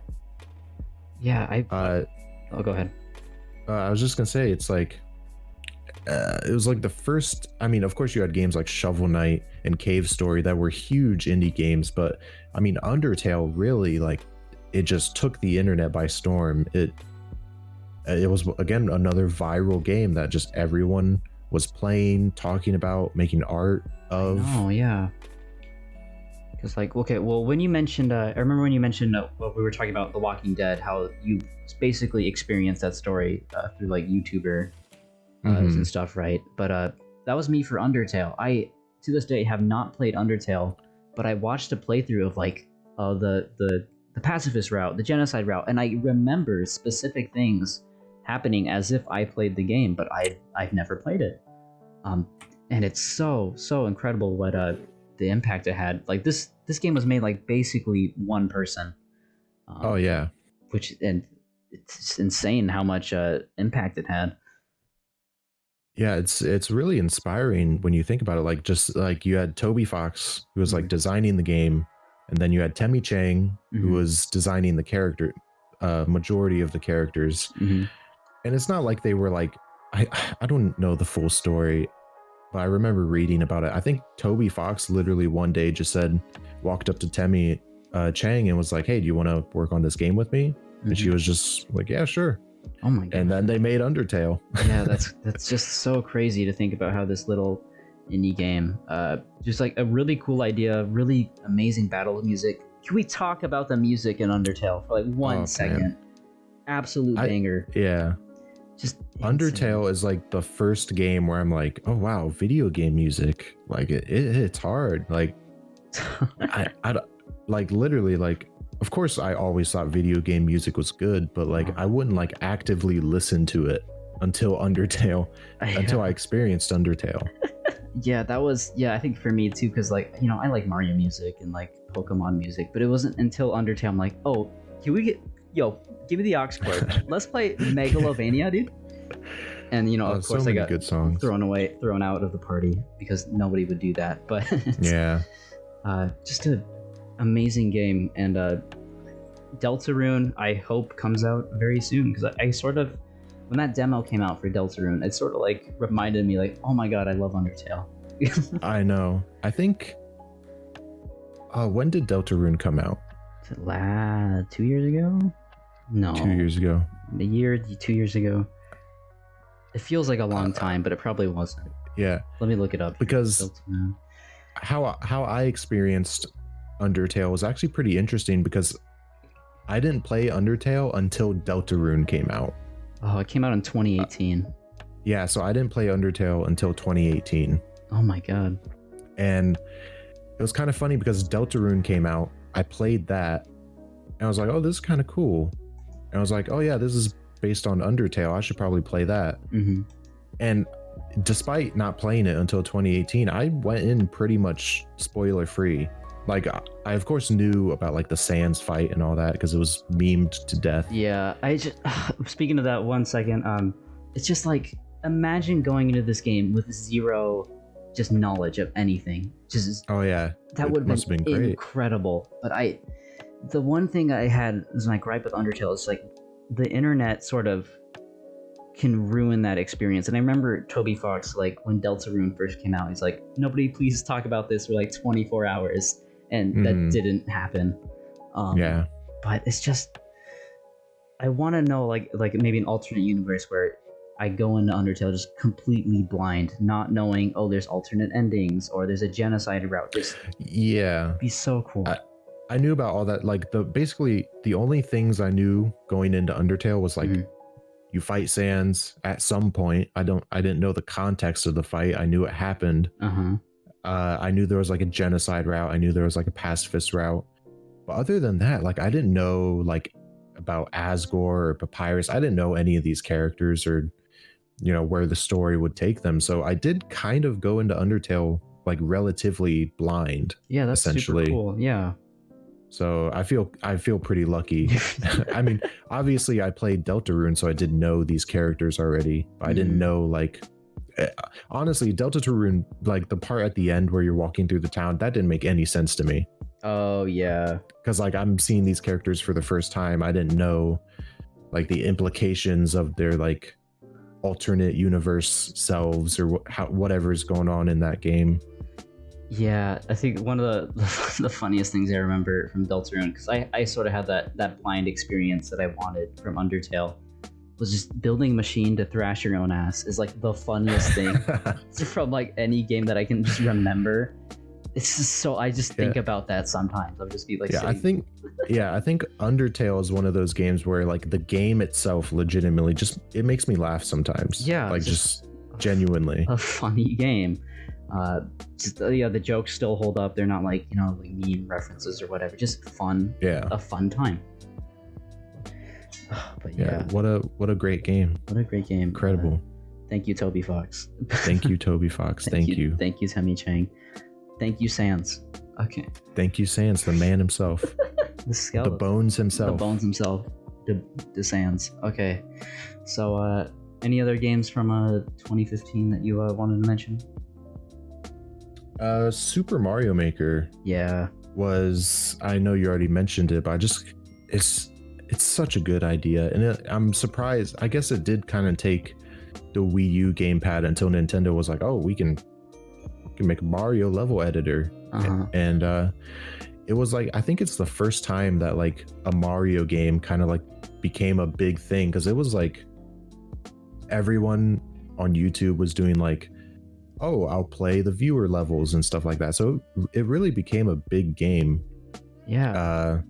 Like social media wise, because you can make levels and you can share them with your friends or your followers or whoever. It was, yeah, super. I wish the only gripe I had was I wish the level sharing was was better implemented. Yeah. You have to have the ID code, and if there was some way to just like, I can send this to a friend and they can play it and it's like done within a minute. Just something like that. Could you have a friends list on the Wii U? I don't even remember. I think you could, but like even then, your friend would have to have the ID code. Yeah, it's like, why not just like, I could just send this to my friend. Yeah, send to friends. I don't know. And Nintendo still doesn't do that for some reason. They were so in love with codes. The codes, but yeah, the codes. Yeah, just also a little tidbit about Mario Maker. I remember watching the development history, like if you go back and watch like the E3 2015, like the first showcase of Mario Maker, it just looks like Mario Paint. It's like they heavily borrowed from the aesthetic. Yeah, I really liked, and I wish they sort of kept. Like they still have like the fly mini game, which is kind of cute, but yeah, they kind of did less of that in the sequel. I think they got rid of the fly mini game. Aw, did they? Aw. I don't know for sure. Maybe I just didn't experience it. Yeah, but just a really cute thing, and a very good game, but not my game of the year. Yeah. All right. No. So any other things we have for 2015? I think that's about it for this year. All right, cool. So then we're on to 2016. This is the year I'm thinking of for the drought, because I only had like one Nintendo game that's like not technically a Nintendo game, because not really anything came out that interested me this year. Yeah, I'm kind of the same. Like I only have one game that I really have to talk about. Yeah, but I'll go first. So my game of the year was Pokemon Sun and Moon. This is my favorite Pokemon game, and I know I don't really like this game that much, which is weird to me. I do have a bias for like the Hawaii aesthetic. I love Alola. It's my favorite region. Yeah. Of like all time. Like to me, the regions of Pokemon sort of like mesh in my head, except for this one. Because I just love the aesthetic. I love all the Pokemon they introduced. Can we get a shout out to my man, Poplio? Can we get a quick shout out to Poplio? Oh my gosh. What an amazing starter. What a great Pokemon. What a little clown. And the Ultra Beast, which they don't have anymore, this makes me sad. For some weird reason. Can we get Buzzpole, please? Thank you. Are the Ultra Beasts Pokemon? They're not technically Pokemon. There's like a special ball you're given just to catch them, and it's called the Ultra Beast Ball. And it's creative. Yeah, I know, yeah. But it's super cool, like lore-wise. Like, there's things that aren't Pokemon in the Pokemon world. What? And you can catch them. I wish they did more with that. Yeah, especially I feel because didn't they kind of expand upon it in like Ultra Sun and Ultra Moon? I didn't play Ultra Sun and Ultra Moon, so I don't know. But maybe they did. I didn't play it either. I just know there was some cool stuff in that game. Also, my favorite story in a Pokemon game, because all the stories, I guess to me, kind of mesh as well. It's like, oh, this team wants to do something bad, and your rival is mean to you. Which I guess they don't do that much. But in Sun and Moon, the team you're given is like the most... they just can't do anything, right? They're like thugs, and they like the main leader dude is just so pathetic. He uses bug type Pokemon, which is like the weakest type in the entire series. Yeah, but didn't they make a specific bug type like I don't know the name. It was like a really cool bug type. Like it actually was decent. Galissapod, or am I? Yeah, I think it's him. But yeah, I love this game. I like Lily is like your little main rival dude, and it's fun because that's the only like Pokemon character I remember by name. I don't remember any other Pokemon characters by name because they don't really do anything. Like, I don't remember the Pokemon Black and White, your little helper dudes. I don't. What are they called? Yeah. Your partners. I don't know. Yeah. I have no idea. But it's just stuck out with me, and I wish Sword and Shield has this aesthetic going on, because I guess part of the bias is just I like Hawaii, but yeah. I mean, honestly, yeah. Even if you don't like the tropical like aesthetic, you can't deny that it's not done well. Because I mean, yeah, it's I love the like different islands and like the theming of each one. Like each ones have like different kind of landscapes you traverse, and it was a good game. I really liked it. Yeah, much better than Sword and Shield. Yeah, I could talk about Sword. I don't even know if I finished Sword and Shield. I just did not like it that much. Maybe it was because of the whole Dex thing and whatever. All the talk on Twitter just kind of annoyed me. Yeah, I don't care. It's too much. But yeah, Pokemon fans. But and then my runner-ups were Doom 2016 came out, phenomenal game. But it had a way better sequel we'll talk about. And then Persona 5 came out. It was my first Persona game. I like Persona, and I had like 10 asterisks there. I'm not a creep. I want to put that on record. I just think Persona 5 is so fun. Sad. It's sad you have to clarify that. It's sad I have to clarify that, because there are people out there who are very weird about this game. I'm like, I just like it. I think it's fun, and I beat it. There. But yeah. Yeah, I've never played Persona. It's probably never gonna play Persona. It's a fun series, but you have to. Yeah. But yeah, so yeah, that's the thing. Like, I like RPGs, but I can't get into Fire Emblem. I can't get into Persona. I don't know what it is. Persona 5 was probably my favorite interpretation of like a turn-based battle. It's just like it's very snappy. It just like it gets to the point.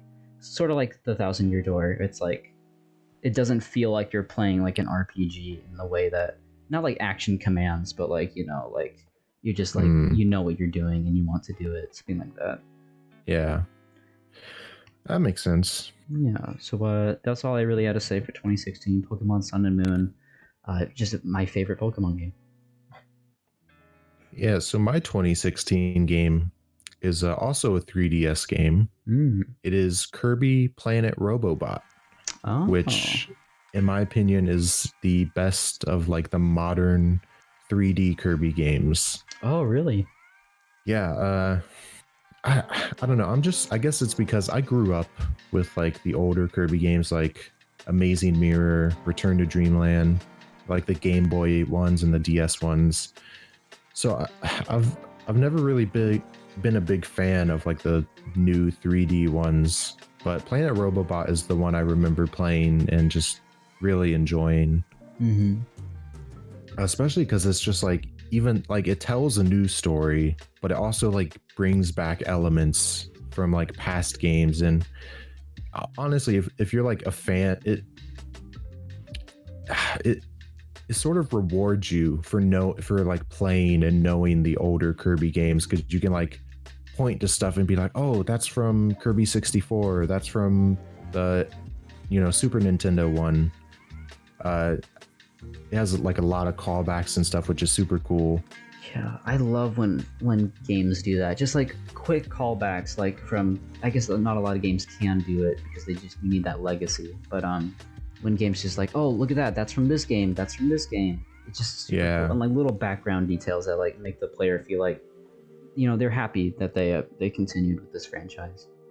Yeah, and like if you're a Kirby fan and you've played Kirby games, You probably already know the like ending, like the big twist of Robobot, but it's just so cool. I know. Like what happens. Like I don't want to spoil it. It's so cool. Like I would never thought I would have said like, oh, Kirby game has the best ending ever.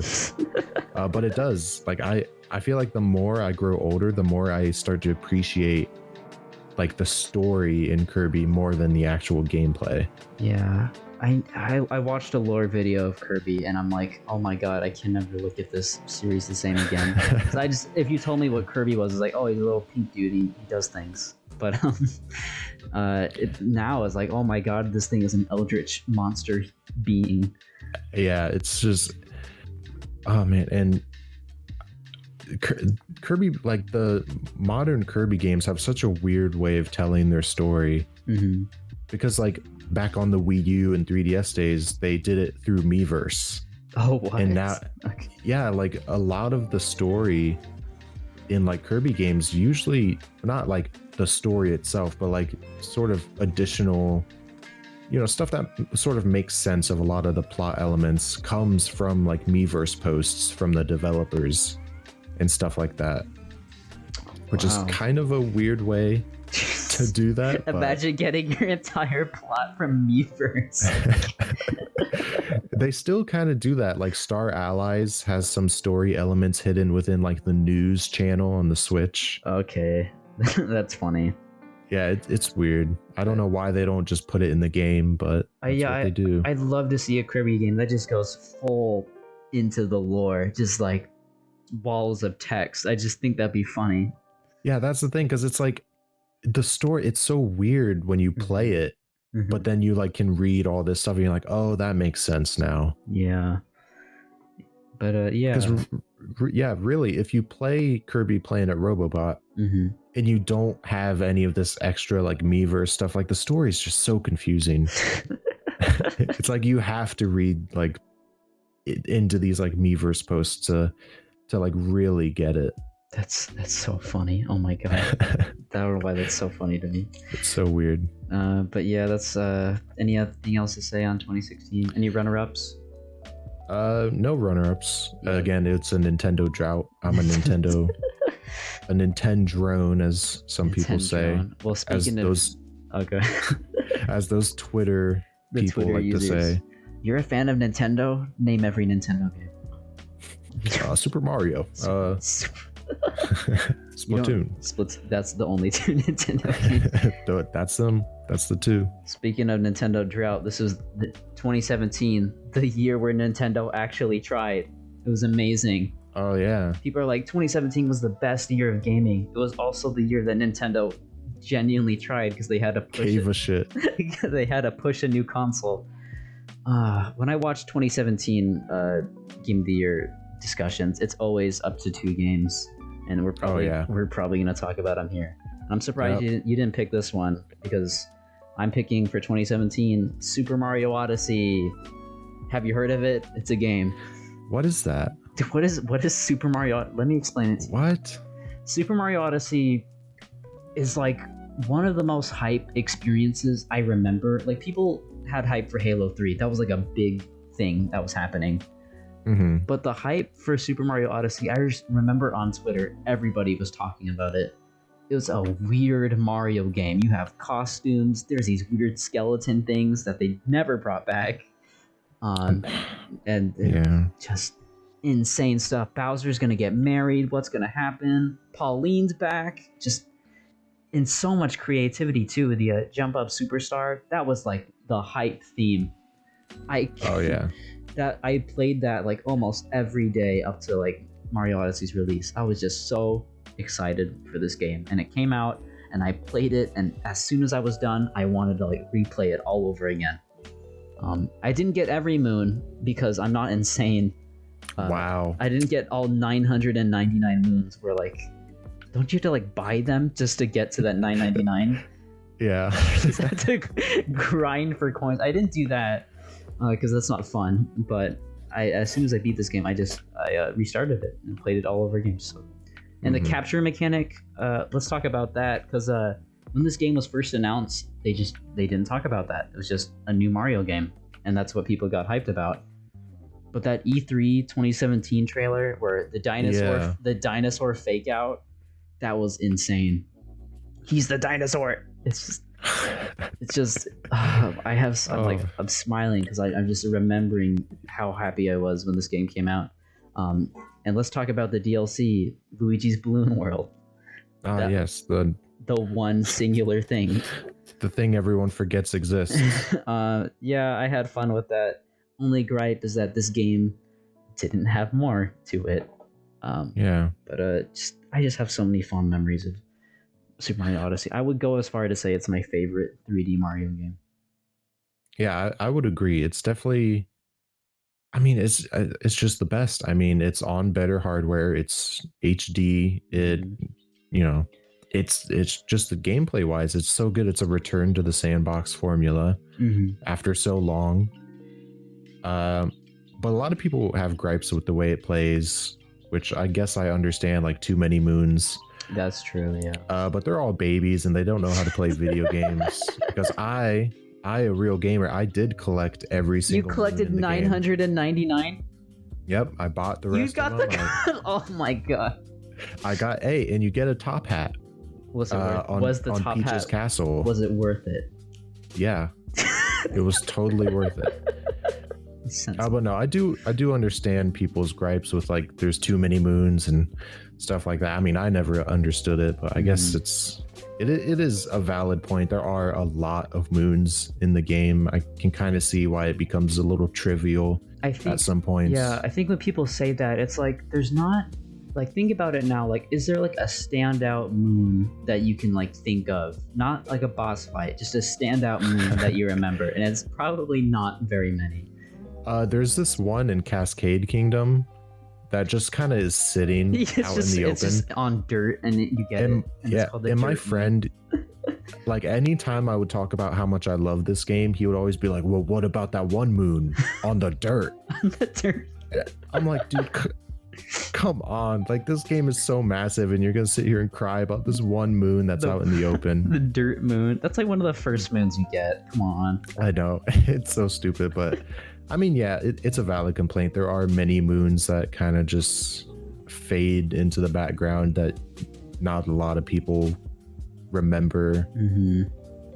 But I mean, is it really about the moons? I feel like it's more about just like the exploration and like getting better control. Yeah, like Mario. I can remember pretty much like the back of my hand a majority of like the levels layout and stuff like that. And I feel like that's more important, like remembering the levels themselves and like the scenery and the layouts of them all, rather than, oh, well, there's a moon in this very specific location. Like, no. Just play the game. Just play the game. It's about the fun of Mario Odyssey, which it just excels at. There's just so many creative things. You can be a fork. And exactly. And exactly, yeah. Why aren't you playing this game right now? Just so much fun. Just a fun Mario game, and what really the Switch needed, besides the other game we're gonna talk about, to push a brand new console. So it definitely needs a sequel. And it needs a sequel. We're getting Breath of the Wild 2. But yeah. Oh my god, please just give me Mario Odyssey 2. That's like literally all I've been wanting for the last like 3 years. Come on. Why are they not doing it? Come on. Come on, Nintendo. That's probably why I paid $60 to play Bowser's Fury. And that's it. Oh my gosh. Yeah, Nintendo, they know how to get you. But my runners up, this is also a good year for video games. Was a Resident Evil 7, just a return to classic Resident Evil, the horror genre, which is honestly what I prefer most from Resident Evil, and Cuphead. Just, I love that animation style so much. I just love animation, and that's like a wet dream for any animator is Cuphead. Yeah, and just so many good characters and good gameplay. Like I didn't think I would like it's like mainly just boss fights. I didn't think I would like that, but honestly, I kind of prefer that, like that style of game for Cuphead rather than like the running level to level. Yeah.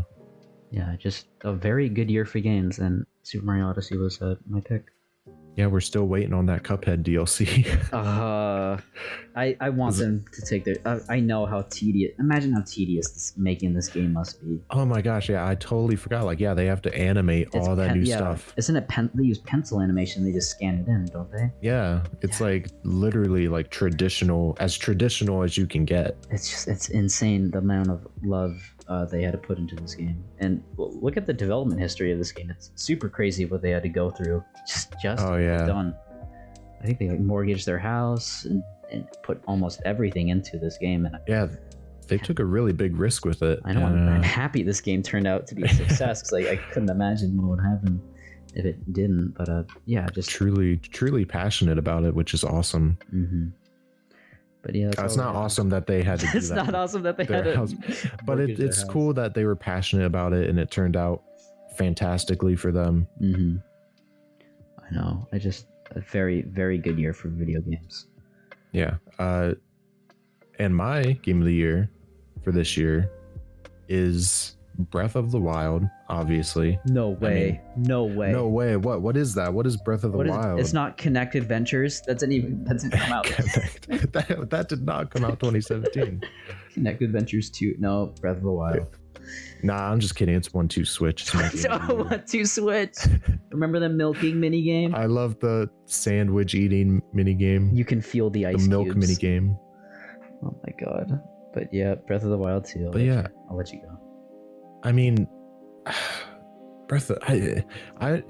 do agree that I think Super Mario Odyssey, I was more hyped for Odyssey than I was for Breath of the Wild. Mm-hmm. But that's because Breath of the Wild was it was such a new thing. Mm-hmm. Like, I really did not know what to expect going into that game. It's just so, like, it's an open world game, which is something that has been done to death. So many game genres have turned into open world games. And yet somehow Breath of the Wild still managed to feel new and fresh somehow. And like yeah, you have stuff like the Far Cry 3 towers scattered throughout the map. You do have like staples of the genre, but you just have stuff like you can climb anything, literally anything you can climb. And just like the physics engine where like the different elements can interact, like you can light stuff on fire, carry it with you. You can electrocute water and kill enemies that way. Thunderstorms, if you're wearing anything that's made of metal, you just get struck by lightning. It's just it's such a good game. I mean, it does have its faults. I think it has some of the weakest dungeons in the game, in the franchise's history. I would say that.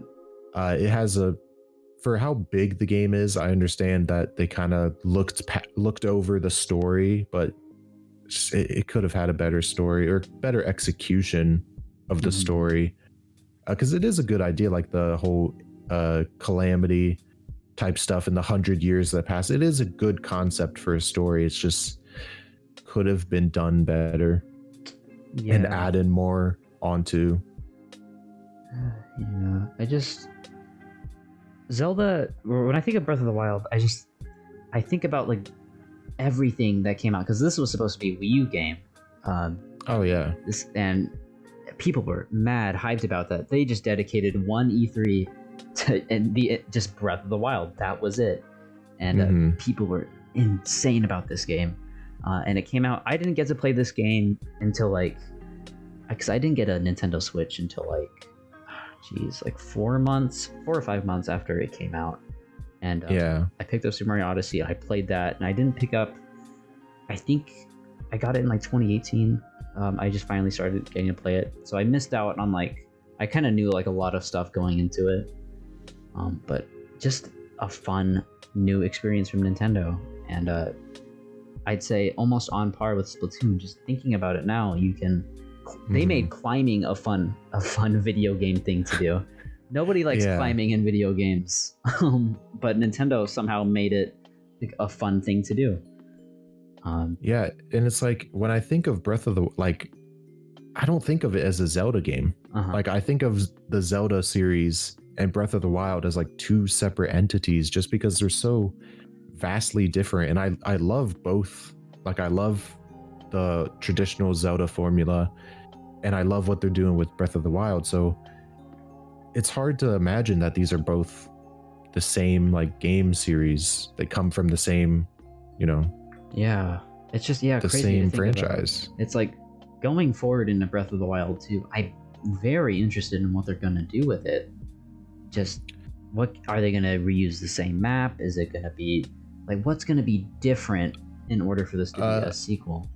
I don't know if this is true or not. I think it leaked, like a description of the game leaked out from some kind of game distributor website.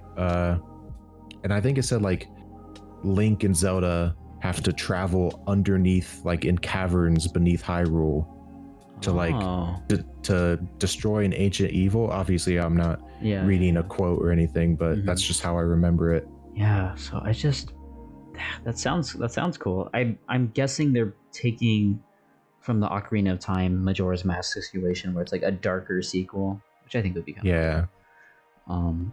But yeah, just Breath of the Wild, just think about it now, like the impact it had on the open world genre. Like that, do you know that Phoenix Rising game from Ubisoft? Yeah. That just looks like Breath of the Wild to me. I know, and Genshin Impact. Genshin Impact, that also just looks like Breath of the Wild to me. I don't know anything about that game, but whenever I see it, I'm like, what? Is this like modded Breath of the Wild? Yeah. I'm like, oh no. This is anime. It's anime. One of my friends loves that game, and she tells me, it's like, oh, it's not like Breath of the Wild, but like it looks like it. I mean, it has like a parry. I've never played the game. Maybe I'm wrong. I don't know what it but is. It like has a parry system. It has gliding, climbing, all that. And when I see gameplay, it's just I just think of Breath of the Wild. I know. So not to say it's a bad thing. Oh obviously. Yeah. But I mean, you just gotta accept. It just looks like Breath of the Wild. Just it's just super cool that Nintendo tried this year, and we got some of the best Nintendo games made. Yeah. And then so anything else to say? What were your runner-ups for 2017? I mean, pretty much the same as you. Cuphead and Super Mario Odyssey. Super Mario Odyssey, yep. Yeah. When did ARMS come out? Was that 2017? Did it come out in launch year? I think it did. Let me see. When did it? Yes. 2017. Okay. So yeah, my runner-up would be ARMS. I don't know. You just added that, so it would also be ARMS because that was Rip a fantastic game. Yeah. No, I didn't play ARMS. I played the demo of ARMS. I couldn't get into it. That's just me thing. I probably could try and get into it if I spent more than like 2 hours playing it. But, yeah, it's definitely one of those games where it's like you either love it or you just don't care about it at all, which is a shame because in my opinion, I think it's a super fun game, and it's one of those games I really did try to get into it competitively. I would play it every day. I would like try and enter tournaments. I think I did do some online tournaments or something like that. Yeah. I sucked. I was the worst player there, but I tried. Oh my god. Yeah, I remember. It's a good game. I remember this game. I would watch videos of people playing it, or like competitive play. I'd be like, yeah, man, this looks cool. I'm not gonna play it, but you enjoy that. You enjoy that thing that I don't really want to play. And then it has a lot of depth. I think it's a Nintendo game. Nintendo games are never competitive. They never want them to be competitive, so it just made sense. Yeah, but that's all I had to say for 2017. So let's go on to 2018. This was the year I think Nintendo fans were sort of hoping would be just as good as 2017, and it wasn't. Smash Brothers came out and Pokemon came out, and that was basically and Mario Tennis Aces. Don't forget about that. Oh my god, how could I forget? No, Mario Tennis Aces that's a very good game. It was pretty bad when it first came out. But, yeah. But it got updated. It's good. But yeah, did you want to start with 2018? Yeah, so my game of the year for 2018 it's a small game. I'm sure not many people know about it. It's called Super Smash Bros. Ultimate. Whoa, is that like an indie game? Yeah, it has Shovel Knight in it. Oh yeah. So you might know it from that. Shovel Knight. Oh my god. But yeah, I mean, jokes aside, Smash Bros. Ultimate. I mean, it's in the title. It's the ultimate Smash game. Like literally, what a perfect title. Yeah. Yeah, it is. It has every fighter. It has pretty much every good stage, at least, besides Poke Floats. Yeah, I was gonna say, where's Poke Floats? Yeah, it's unfortunate that I really hope they just add Poke Floats just out of nowhere. I hope they add it, because the funny thing about Poke Floats is that it just looked like enlarged models. It didn't look anything like. So I really hope if they added Poke Floats again, it would just be updated real life models. It's not even updated. It's just the GameCube models. The still. GameCube models. Oh god. And I hope they don't even announce it. Just you turn on your Switch one day and it's like, oh, what new update? You new unlocked Poke Floats. What?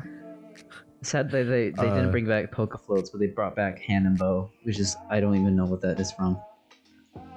You know what Hand and Bow is? It's the one with like the green, it's like an algae. I don't even know what is Hand and Bow. It's like the entire skybox is completely green, and then the place you fight on is just brown, and like that's it. It sounds so familiar. I have no idea what that is. It's a melee stage, right? No, it's from Brawl. I'll show you. But yeah, keep talking about It sounds familiar, but I mean, yeah, Super Smash Bros. Ultimate. It has every fighter, and it's so crazy. I thought I would never ever see young Link, or Snake, or Pichu ever again in a Smash game. I'm so happy. There's Hand and Bow that they did that. Oh my god! You remember that? This is like the green. This isn't Smash Ultimate, is it? This isn't Smash Ultimate. Yeah, it's like I only know it because like people use it as like a green screen. Yeah, that's so funny. Oh my god! But yeah, Smash Ultimate. The hype for Smash, because remember that the trailer that came out, everyone is here. That was insane. Oh yeah. If you told me Snake was coming back to a Smash Brothers game, I wouldn't have believed you. I thought he was done for. God, it's insane. Oh, so great. I mean, even before that trailer, like the initial one with Inkling. Oh, the Inkling and the Fireball, yeah. That was like, that was so much fun. Just like Smash speculate. Even like if you don't like Smash as a game, just the speculation surrounding it. Mm-hmm. Some of the most exciting and fun stuff in the industry. I know. Just, it's so sociable. Yeah, when we do get a new Smash Brothers game, and it's like 30 years from now, I do love the speculation that happens. Like, because I guess after Smash Ultimate, what can you do? You can't bring back everybody. So yeah, where do you go from here? So cool. I've seen two theories. Either one is like they try to like port Ultimate to future systems, which would still be hard because you would still have to license it for a new system, all those characters. But I've seen a lot of people say that most likely the series is either done or it's just gonna get a reboot type situation. I hope Sakurai does move on. This is just a personal move on, because I want him to work on a Kid Icarus. Yeah. I've been in a Kid Icarus drought, and I forgot to mention it, but yeah, Kid Icarus is one of the runners up. I should have brought him because it's such a cool game. But yeah, Smash Ultimate. Wow. I mean, it's so hard to even talk about how good it is because it's just good. Yeah, what else can I say? It's just great. It's a great game. It's fun to play with friends. Yeah, refined Smash Brothers to its like degree. It's amazing. Yeah, I guess the only thing I have to say is a couple of gripes with the game would be like I miss trophies so much. Yeah, like, spirits are cool. They don't fill the same void. But they're just PNGs. Like I want these trophies that you can like collect and like turn around and look at. Even then, just a description of what I'm looking at would be kind of nice. That would be cool too. But yeah, and I think when I think of Smash Brothers, the story mode in Smash Brothers Brawl is something that will probably never happen again. Oh yeah, I want it back so bad. I hope I hope, okay, if they do reboot Smash Bros, I hope they turn it into that, like just a Nintendo story, the story they tell with a bunch of Nintendo characters. Yeah, because that's just something they need to do. It was so cool to see him brawl. I remember when Smash Brothers Amiibo were coming out, people were saying there's going to be like a Skylanders version of like a Nintendo, like a Nintendo with like everybody in it, and it's like an adventure game. That sounds so cool, and I'm very sad they didn't do anything with it. Yeah, they did. They did Animal Crossing Amiibo Festival. With every Nintendo character. No. No, Amiibo you remember Festival. Oh, Amiibo. Oh, my bad. Animal Crossing Amiibo Festival. Oh, you One don't of the best Nintendo games ever. You don't remember Nintendo Amiibo Select or something, where if you plug in an Amiibo, you get like a 10-second demo of a random Nintendo game? Do you remember that? Yeah. Oh my god. Oh my god. Nintendo. Why did they even make Amiibo? What? Yeah, it's just like it's so cool. It's such a cool idea. Like, I bought way too many Amiibo, and I still have them. I'm like, why did I buy Amiibo? And then right in front of me is my shelf of Amiibo. Yeah. I'm probably gonna get the Banjo Amiibo because of the dirty shill. I already bought the Banjo Amiibo because I'm a dirty shill. I mean, that's the only one I'd probably want to get. I want the Banjo one, and maybe Minecraft Steve, because that's kind of funny. Oh my god, he is getting Amiibo. He's gonna get an Amiibo. I need to get that. He's gonna look so stupid because in his pose he's just standing He's straight. just standing there. What a good render. Yeah, I love that render. But yeah, Smash Ultimate. I mean, yeah, it's just like a big, I guess, kind of something we glossed over is, yeah, it's a big collaboration of not just Nintendo, but all these like third-party franchises. Like Banjo made a comeback for the first time in how long? You know, it's been so long. You have Persona, Metal Gear, just all these franchises represented in this one game. Yeah, which is the Fighters Pass. If we're talking about Fighters Pass 1, like, oh yeah, that's awesome. We got Persona, what else? Fatal Fury, Banjo-Kazooie, Dragon Quest, Fire Emblem. We don't have to talk about that. We don't have to talk about that one. But for Fighters Pass 2, like, also, I guess a little rant, I guess, but $50 Nintendo for both Fighter Passes. Yeah. That's almost the amount of the game. And for Fighters Pass 2, when I think of Smash Brothers, I think of a celebration of video game history. And when you say Xenoblade Chronicles 2, I don't. I'll be honest with you. I completely forgot those characters were in this game. I know. I totally forgot about Pyra and Mithra are their names, right? Yeah. Because after a new Nintendo Smash Brothers Direct, I'll be like, oh yeah, I'll play him for like an hour or whatever. I didn't even do that for Pyra and Mithra. I didn't even bother.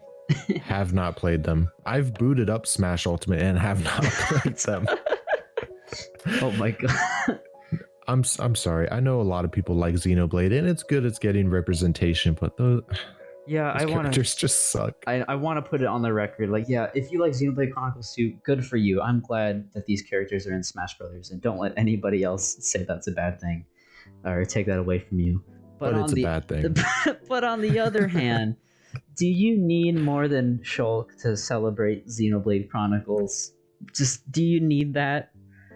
It is funny also just to make fun of it. Because we could talk about the character design, because come on, man. Come on. Yeah. I mean, when you have to redesign your character to be in Smash. Yeah.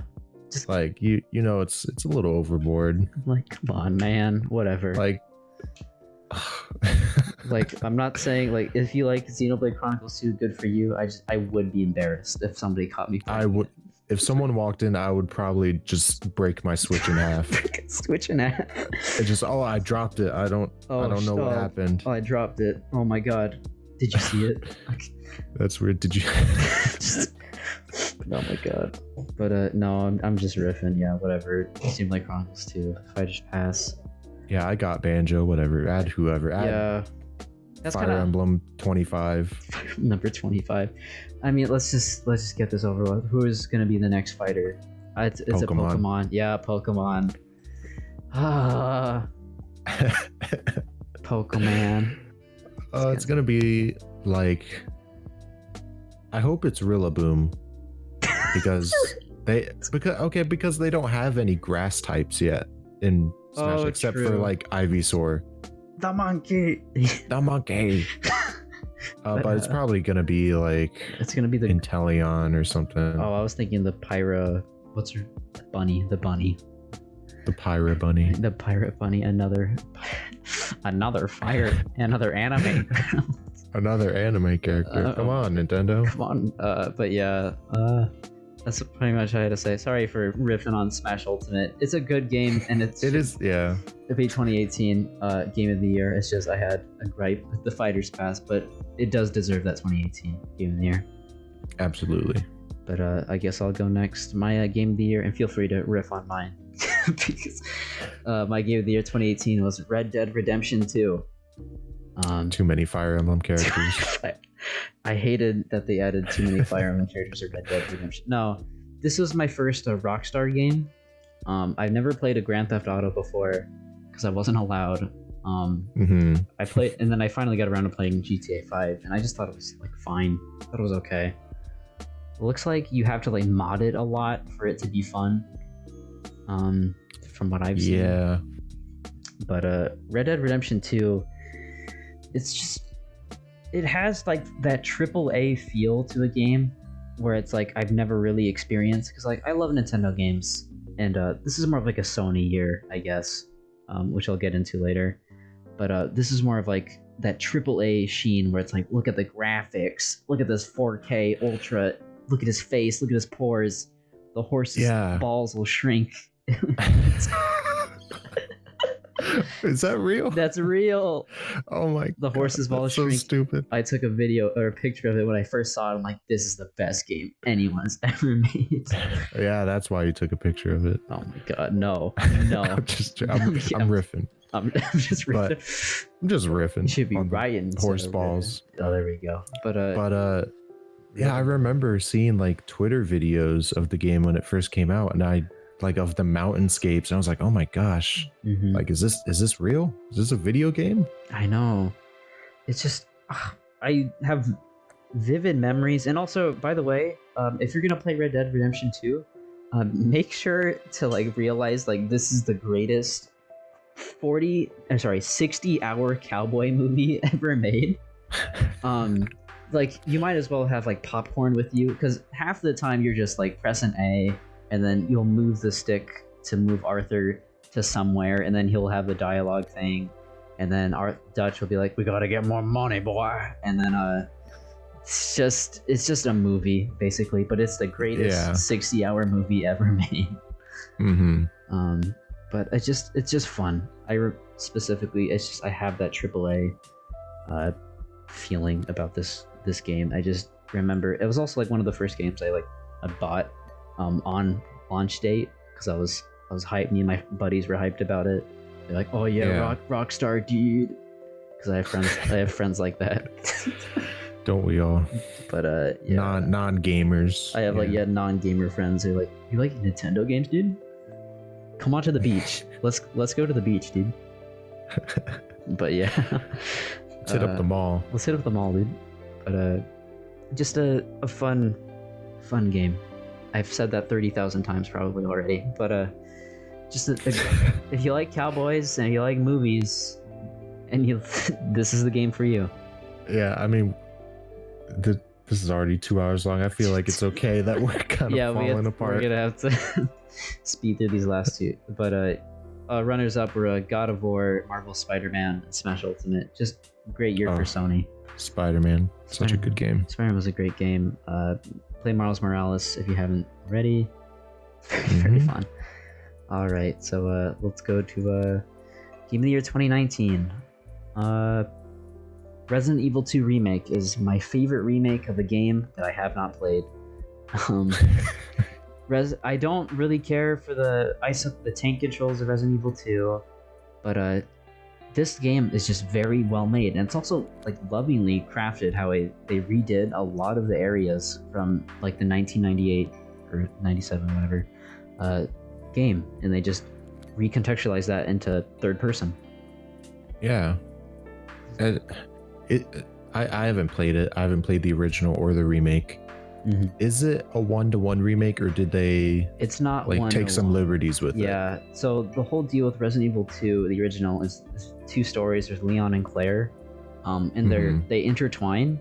But in this one, they're like completely separate, save for like 2 cutscenes where they're interacting. Okay. So it's more that changed. So to get the true ending, you have to play this game 3 times, which isn't bad. It's like I think 10 hours per playthrough. It's like a total of 30 hours. Okay. So it's just very fun, very well made remake. It's probably my favorite remake of a game, just in general. Okay, wait, Resident Evil 2 is okay, I should probably clarify. I've never played a Resident Evil game. I don't know the series. Mm-hmm. Is that the one with Nemesis? That is Resident Evil 3, but you're thinking of Mr. X, who is... It's kind of stupid how they have it set up, because in the originals, Nemesis behaves like Mr. X in the remake, but in the remake of Resident Evil 3, Nemesis behaves like Mr. X. So it's super dumb, because the way they have Mr. X set up is he chases you throughout the game. Yeah. And while I thought, when I first played this, I thought it would be really hard to deal with, but in reality, it's like, oh, I just have to wait for him to go and not go down there. It's kind of fun, like the first couple times when you meet him, he's like, oh god, he's gonna kill me. But he's very easy to evade, and just very well implemented into the game. Okay, yeah, I don't have much to say about it because I haven't played them, the remakes or the original. So and then I have no idea what was going on. No, you're good. And then my runner-ups were at Dragon Quest XI's. Have you played Dragon Quest? I played the demo of 11, and I really, really liked it. I just know it's a big game. Yeah. And I never have the time to get into big games anymore. Yeah. Yeah, Dragon Quest. Yeah, I love the aesthetic of Dragon Quest. Like, I was thinking, like, they don't make many just pure fantasy games anymore, where like not like dark gritty fantasy, just like here's a little sword and then go off and these fun wacky monsters.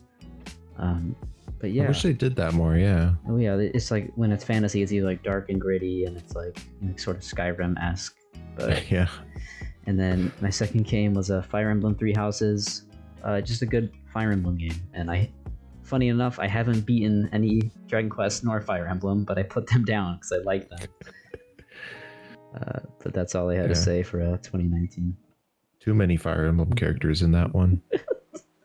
Sakurai, there's too many Fire Emblem characters and Fire Emblem. Sakurai? Why'd you do this? Why'd you do this, Sakurai? They made Byleth from Smash into a full game. Oh my god. My game for 2019 is a little indie game called Baba Is You. Oh yeah. And because I was kind of struggling with 2019. I didn't know what to put down. And then I just remember, like, this game, I'm a big nerd and I love puzzle games. Like, I love Pitcross. I love Tetris, Panel de Pon, all these puzzle games. Yeah, so like Baba Is You is just such an interesting game. Like, it legitimately multiple times, like it stumped me. Like, I had no idea how to solve any of the puzzles half the time. And it might sound like a bad thing, like, oh well, good puzzle game, you should eventually figure it out. But it was because, like, Baba Is You like forced you to think outside of the box in like ways that you wouldn't really do with any other kind of puzzle game. It just plays on like the logic of video games in a way that, like, kind of in a way that programmers do. Yeah, I was gonna say that. Yeah, like, do you have any interest in like programming at all or anything? I used to do it all the time in high school. I don't really do it anymore. Like that was my dream in high school, was like to develop my own games. Yeah, that's so yeah, I definitely like had a grip on like what the game on like how the game functioned, but still, it's just, if you want an appreciation for how video game developers work on games, just play this game, and once you get to like the 10th level, you'll be ripping your hair out. Yeah, when I think of puzzle games, there's not really many puzzle games that like stump me. I'm not to brag or anything. I'm smart. I'm kind of the smartest person alive, but anyways, I know. But it's like when I look at Baba Is You, the amount of like 3D dimensional chess you got to play in your brain. You're like, oh, okay, well, Baba is now the key, and I'm the key now. Is chess not already 3D? Oh my god, 4D. Did I? Well, yeah, there you see. Yeah, I'm playing 3D chess. I'm playing 3D chess. Oh my god. Yeah, but yeah, it's so cool. Like the 4D chess you have to play in your brain. The 2D chess, yeah. To like think outside of the box and be like, oh, okay, well, if I make myself the key, then the gate or something like that. Just really, really, really well made. So I'm glad you brought that up, and I need to play that. It's a good game. I mean, like I said, I did not beat the game. There are just some levels, and I'm not one of those people. I don't want to look up the solution. Like if I'm gonna play a puzzle game, I want to do it myself. So I just didn't beat the game because I could not get past some levels.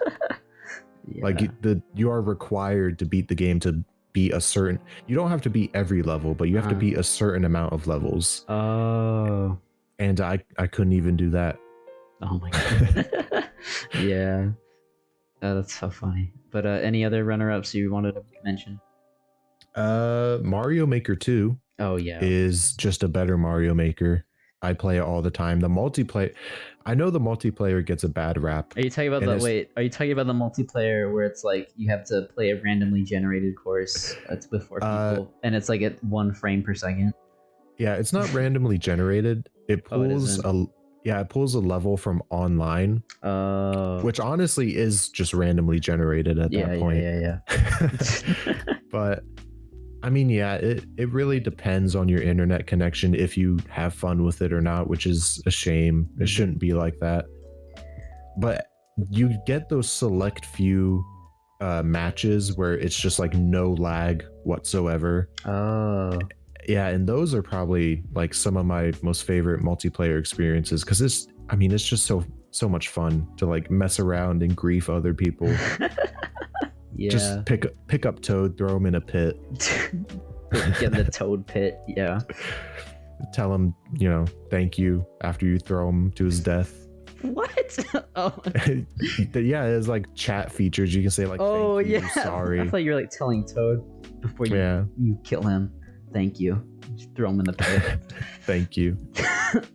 But yeah, Mario Maker 2. I personally didn't enjoy it as much as Mario Maker 1, probably because I'm the one of the 3 Wii U shills out there. But just someone's got to do it. Someone's got to do it. It's tough work. The gamepad is the future. But yeah, just a fun game. But yeah. All right, let's go to 2020. We're there. We did it. Finally, we did it. Reddit. Okay. We did it. Reddit. So my game of the year for 2020. I mentioned it briefly. The sequel, Doom Eternal. What a game! Oh my god. This game really makes you feel like you're a baron of hell. But no, it really makes you feel like a powerhouse. Like you're like a force of nature, and there's not really many games that can evoke that feeling where you're just ripping and tearing through all these demon hordes. Quite literally. Yeah. Oh my god, I quote the game. You did. Oh my god. It's ingrained in your brain. Rip and tear until it is done. But yeah, it's just insanely fun. Probably one of the best first-person shooters, period.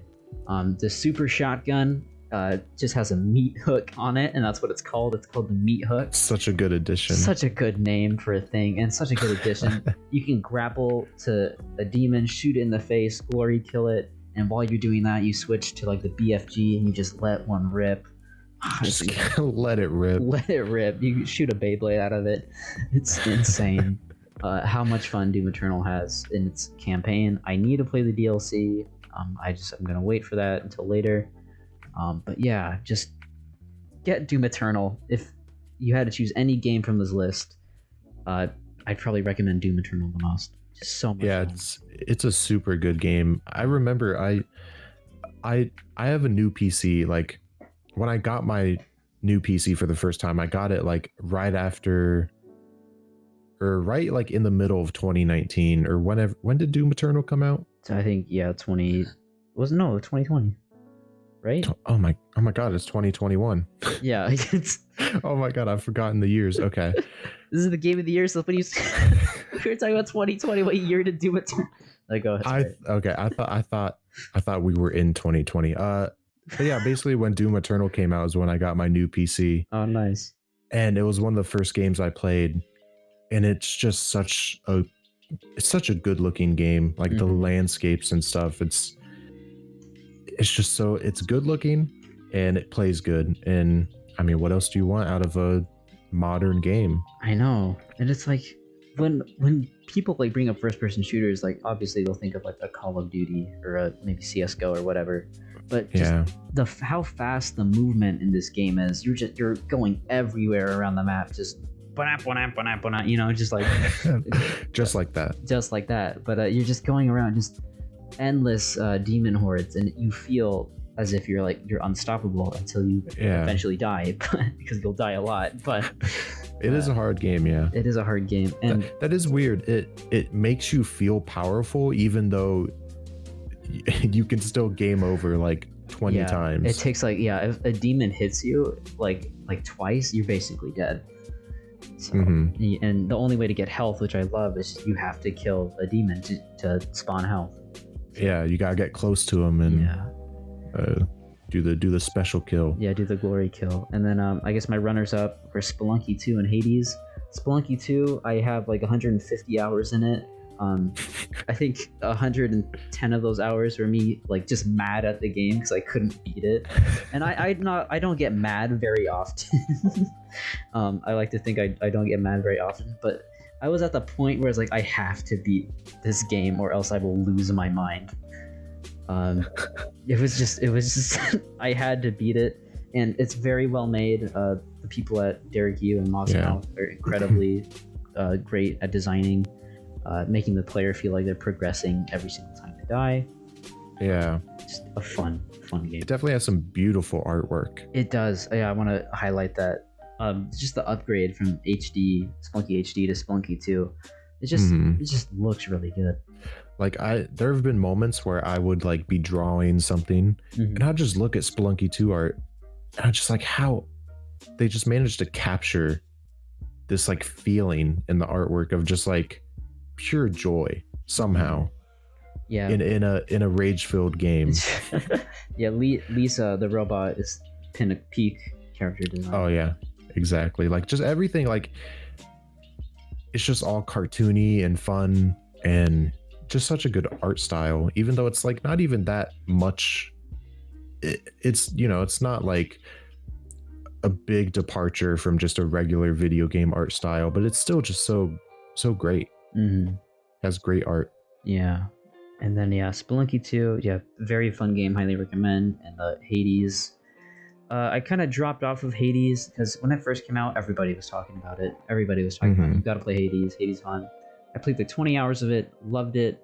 Have not picked it up since, but from what I remember, it was very fun.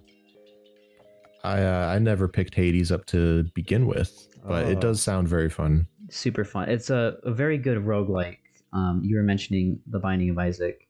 I think if you like this Binding of Isaac, you'll love Hades. Oh yeah, it definitely seems right up my alley. I'm sure if I bought it, I would totally like get into it for a couple months. Yeah, totally pick up Doom Eternal. really makes you feel like you're ripping and tearing. Makes you feel like Doom. Makes you feel like Doom Man. Doom Man. Doom Man. All right, but that's all I had to say for 2020. So take it. Yeah. So my game of the year is it's a little weird. Not weird in the game's fact, but like I haven't played this game, but I still consider it my game of the year. Oh. And that is Half-Life Alyx. Oh. Yeah, because I'll be honest, I am just not interested in VR. Like, yeah, it seems like cool tech, but I don't want to spend the money to do it. Yeah. But Half-Life Alyx is just it makes me want to do it. It makes me want to drop $1,000 on a Valve Index just so I can like just it's a great experience. Mm-hmm. I mean, it seems like a fun game. It seems super immersive. It's just, you look at it and you're just like, I want to experience that in like the best way I possibly can. Yeah. And it also, it's a new Valve game that has come out. Yeah. Could you imagine? Kind of, yeah, it's kind of like, I'm not going to spoil the ending, but it's kind of like getting the ball rolling on them, making more games, which is really cool to see. Mm-hmm. Yeah. I think I've watched playthroughs of it, and I'm not too familiar with Half-Life in general. I know what it is and what like happens in it. I think I watched Vinny Vinesaus play it, and just there's like one very specific bit I just thought was so cool. And there's a bit where he runs out of ammo, and to find ammo, he pushes like there's this little like bookshelf, and he pushes like all this stuff aside, and there's ammo right behind it. He grabs it. He has to manually unload the gun, put the bullet in, and reload it, and then put it all back together.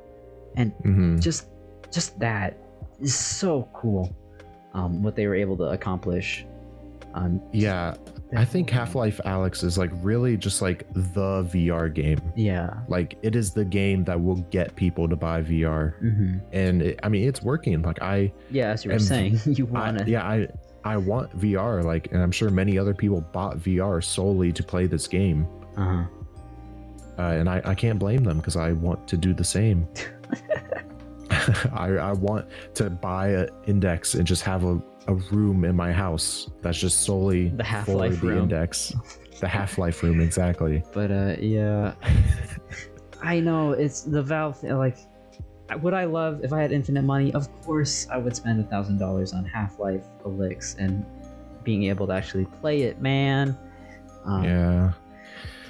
My dream is they port it to the PlayStation VR 2, so I don't have to spend that much money playing it. Yeah, that'd be cool. Make it more accessible. Yeah, because the thing about, because people are speculating, well, Half-Life 3 is probably going to be all VR. Yeah. Which would be cool. I mean, would you prefer a Half-Life 3 to be VR? That's the thing. Of course I would prefer it to be like keyboard and mouse, because that's how I play games. But like, I haven't experienced VR yet, so I don't even know. Like, if I played Half-Life Alyx in VR, would I prefer that experience over mouse and keyboard? I just don't know.